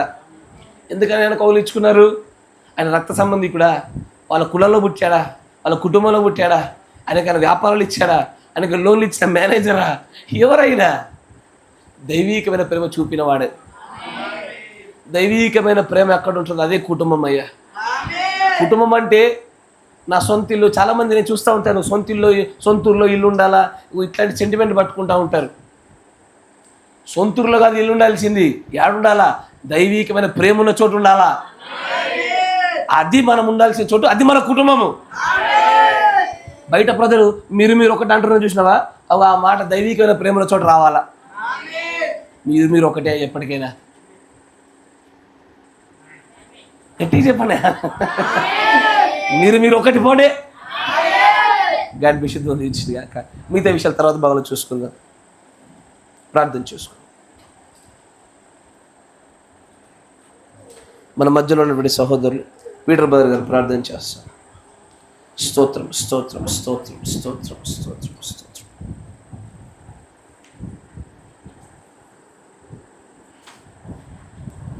స్తోత్రం. స్తోత్రం స్తోత్రం స్తోత్రం స్తోత్రం స్తోత్రం స్తోత్రం స్తుతి స్తుతి స్తుతి స్తుతి స్తుతి స్తుతి స్తుతి మహోన్నతుడ మహాగండ పరిశుద్ధుడ యేసయ్య, నిజంగా ప్రభా మీ యొక్క ప్రేమను బట్టి కృపను బట్టి మేము ఎంతగానో ప్రభా పరిశుద్ధుడ నాన్న ధన్యులమై ఉంటుండగా పరిశుద్ధుడ మరొకసారి మాకు ఈ ధన్యతను ప్రభా దయచేసి మమ్మల్ని మీ యొక్క సన్నిధానంలో వచ్చి ప్రభువా మీ యొక్క మాటలు వినుటకు నాయన ఇంత మంచి సమయమును ఆరోగ్యం ఇచ్చిన విధంగా మీ స్తోత్రం చెల్లిస్తున్నాను. నిజంగా ప్రభా మీ యొక్క కృప చేత మీ యొక్క ప్రేమ చేతనే ప్రభా సర్వోన్నతురా మేము తండ్రి కలిగి ఉన్నదంతే ప్రభా నాయన అది మీరు ఇచ్చినదే ఉంటుంది ప్రభా. అవును ప్రభా, మీరు లేకుండా ఏది కలగలేదు ప్రభా. నా దేవా యేసయ్య కృపా మన దేవా నాయన నాకు ఇచ్చినటువంటి కుటుంబమే కానీ తండ్రి ఉద్యోగాలు కానీ వ్యాపారాలే కానీ ప్రభా నాయన మాకున్న చాలా స్థిరాస్తులు సమస్తము మీరిచ్చినది. నిజంగా ప్రభా మేము దేనిని ప్రేమిస్తూ ఉంటున్నామో దీని కొరకు మా ప్రభా మేము తండ్రి మా సమయాన్ని వెచ్చిస్తూ ఉంటున్నామో ప్రభా ఒకసారి నాయన ఆలోచించుకున్నటకు దేవా ఈ వాక్యానుసారమైనటువంటి నాయన ప్రభా దేవా నాయన మీ తండ్రి మీ స్తోత్ర వందనాలు. మాకు తండ్రి కలుగజేసినటువంటి ఆలోచనను బట్టి మీకు స్తోత్రంలో చెల్లిస్తూ ఉంటున్నాము. నిజంగా ప్రభు మీరు మాతో మాట్లాడిన దేవుడు అంటున్నారు. మేము ఎక్కడైతే సరి చేసుకోవలసి ఉంటున్నామో మేము ఎక్కడ వస్తాం తండ్రి నాయన ఇటు వర్తమానంలోనే కానీ పరిశుద్ధుల యొక్క క్రైస్తవ జీవితంలోనే కానీ ప్రభువా మేము ఎక్కడ నిలబడి ఉన్నామో మా స్థానం ఏంటిదో ప్రభువా సర్వోన్నతురా మీ ఎదుట నిలబడినప్పుడు మాలో ఉన్న లోటుపాట్లు ప్రభు తండ్రి ఏదైతే ఉంటున్నాయో వాటన్నిటినీ ప్రభు అద్దములో అద్దము ముందర నిలబెట్టి పరిశుద్ధ మాలో ఉన్నటువంటి సమస్త లోపాలను ప్రభు చూపించిన దేవుడు వెంటున్నారు. నిజంగా ప్రభు వాక్యమును అద్దము ఎదురుకు వచ్చినప్పుడే మాలో ఉన్న లోటుపాట్లు మేము తండ్రి చూసుకోగలుగుతాము. ఆయన వాక్యము చేతను మేము సరిచేసుకోగలుగుతాము ప్రభు. నాయన నిజముగా మేము ఒక దైవిక ప్రేమను కలిగి ఉన్నామో లేదో ప్రభు సర్వోన్నతుడ మీకు తెలియజేసినట్టు దేవుడు అంటున్నారు. నాయన హృదయమును అంతరంగా ఎరిగిన దేవుడు హృదయ పరిశుద్ధ అవును ప్రభా దైవిక ప్రేమ నాయన అది మీ ప్రేమ అంటుండగా మీరు ప్రేమించినటువంటి విధానంలో మేము ప్రేమించటకు నాయన అది వెలుపల వారిని బయట వారిని ప్రభు అందరి ఎడల మీరు ఏ విధంగా అయితే నాయన ప్రేమ చూపించున్నారు అటువంటి ప్రేమను చూపటకు సహాయం చేస్తుంది.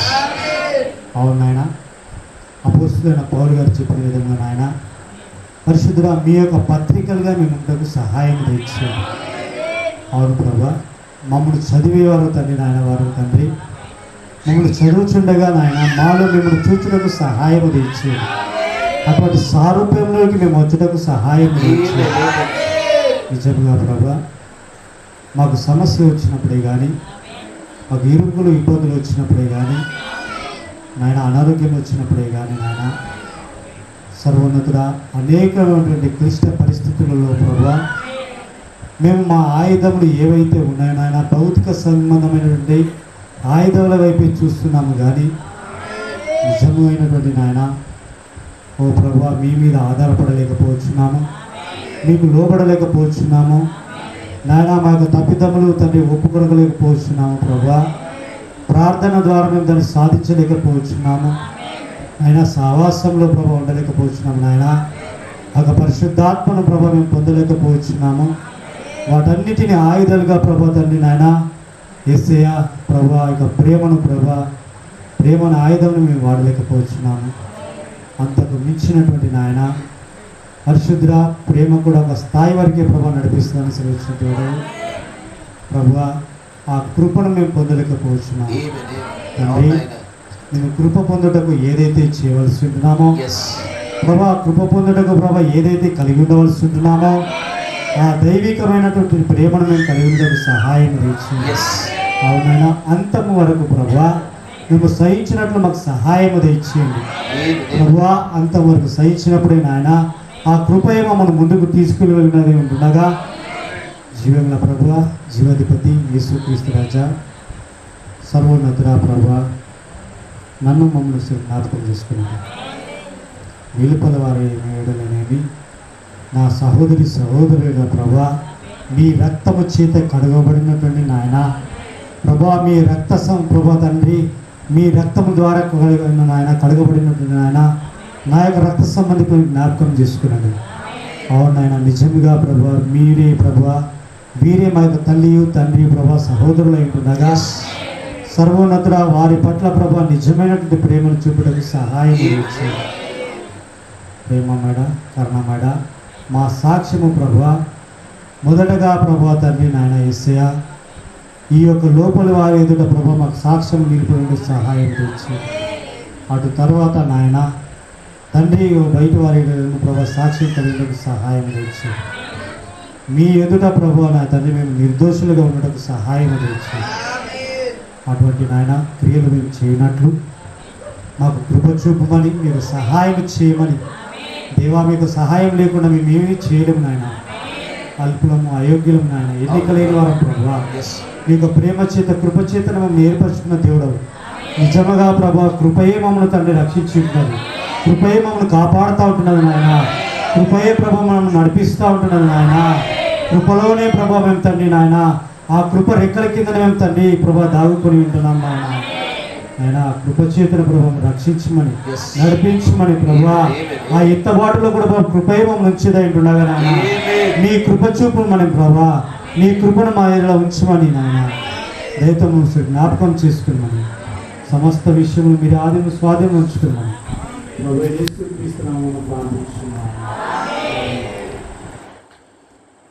కృపా సత్య సంపన్నుడా మీకు స్తుతులు స్తోత్రాలు.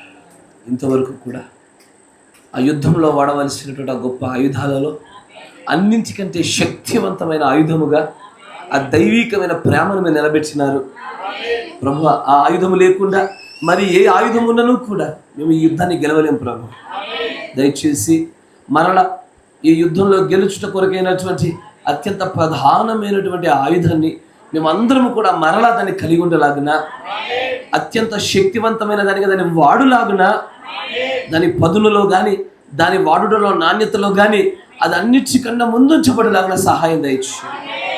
అవును ప్రభా, నా సహోదరుడు చేసిన ప్రార్థనలో మేము అందరము కూడా ఏకీభవించి ఉన్నాము గనుక దానికి మేము ఆమేనని ప్రార్థించి ఉండగా దానికి తగినటువంటి ప్రతిఫలాన్ని మీరు అనుగ్రహించండి ప్రభు. కృప చూపండి.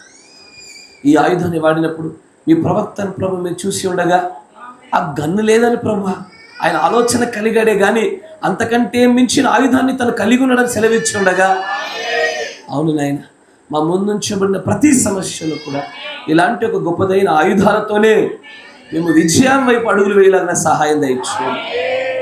ఈ ఆయుధము మమ్మల్ని కృప పొందించిన వారిగా నిలబెట్టబోచుండగా ఆ కృపలో స్థిరులో ఉన్నట్లుగా సహాయం దయచు. కృప చూపండి ప్రభు. దయచేసి నాయన యుద్ధాల వైపు మేము నిలబడబడుతున్నాము కానీ చేయవలసినటువంటి యుద్ధములు చేయవలసిన రీతిలో చేయకపోతే అక్రమము చేసేటువంటి వారిగా మేము నిలబడతాం ప్రభు. కానీ అలాంటి వారిగా ఉండకుండా క్రమ ప్రకారముగా యుద్ధము చేస్తూ దండులో చేర్చబడినటువంటి మేము ఆ దండును జయం వైపుగా అడుగులు వేయించలాగిన ప్రతి యుద్ధోపకరణముల చేత విజయమును సొంతము చేసుకునే శక్తిమంతులుగా మమ్మల్ని మీరు నైనా ఆ యుద్ధ అలంకారాల చేత మమ్మల్ని అలంకరింపజేయమని ప్రార్థిస్తా ఉన్నాం. నీ ప్రియమైన పిల్లలు తిరిగి ప్రభు చేయబోతున్న ప్రయాణాలు కూడా తోడుగా ఏ ఇరుకు ఇబ్బంది ప్రమాదాలు జరగకుండా ముందు కొనసాగించబడబోచుండగా నీ ప్రియమైన ప్రజలకు కావలసినటువంటి ఆ కాపుదల భద్రతను అనుగ్రహించి క్షేమంగా వారి గమ్యస్థానాలు చేర్చమనియు, రేపటి దినంలో జరగబోతున్న ఆరాధనలో కూడా తోడుగా ఉండమనియు, దానికి ముందు జరగనటువంటి ఆ ప్రేమ విందుల యొక్క సిద్ధపాటులో కూడా మేమందరము దైవికమైన ప్రేమలో అడుగులు ముందుకు వేయలాగిన సహాయం దయచేయమని, సమస్తమును కూడా దైవికమైన ప్రేమలో ముందు కొనసాగించబడుచుండగా నీ కాపుదల భద్రతను అనుగ్రహించమని నాయన. ప్రయాణంలో ఉన్నటువంటి ఆ లుదియమ్మ గారిని కూడా జ్ఞాపకం చేసుకుంటూ, మా మధ్యలో లేకుండా ఉన్న వారిని కూడా జ్ఞాపకం చేసుకుంటూ, నీకంటే అధికంగా వేరే వాటిని ప్రేమిస్తున్న వారిని క్షమించండి ప్రభు. సహాయం దయచేయమని, యవనస్తులను కూడా నిలపమని, పిల్లలందరినీ కూడా నీ ఆధీనంలో నీవు ఉంచుకున్నామని ప్రభు అయిన యేసుక్రీస్తు నామంలో ప్రార్థన చేయించున్నాము. ఆమేన్. Praise the Lord. God bless you. దేవుడు మిమ్మల్ని దీవించును గాక.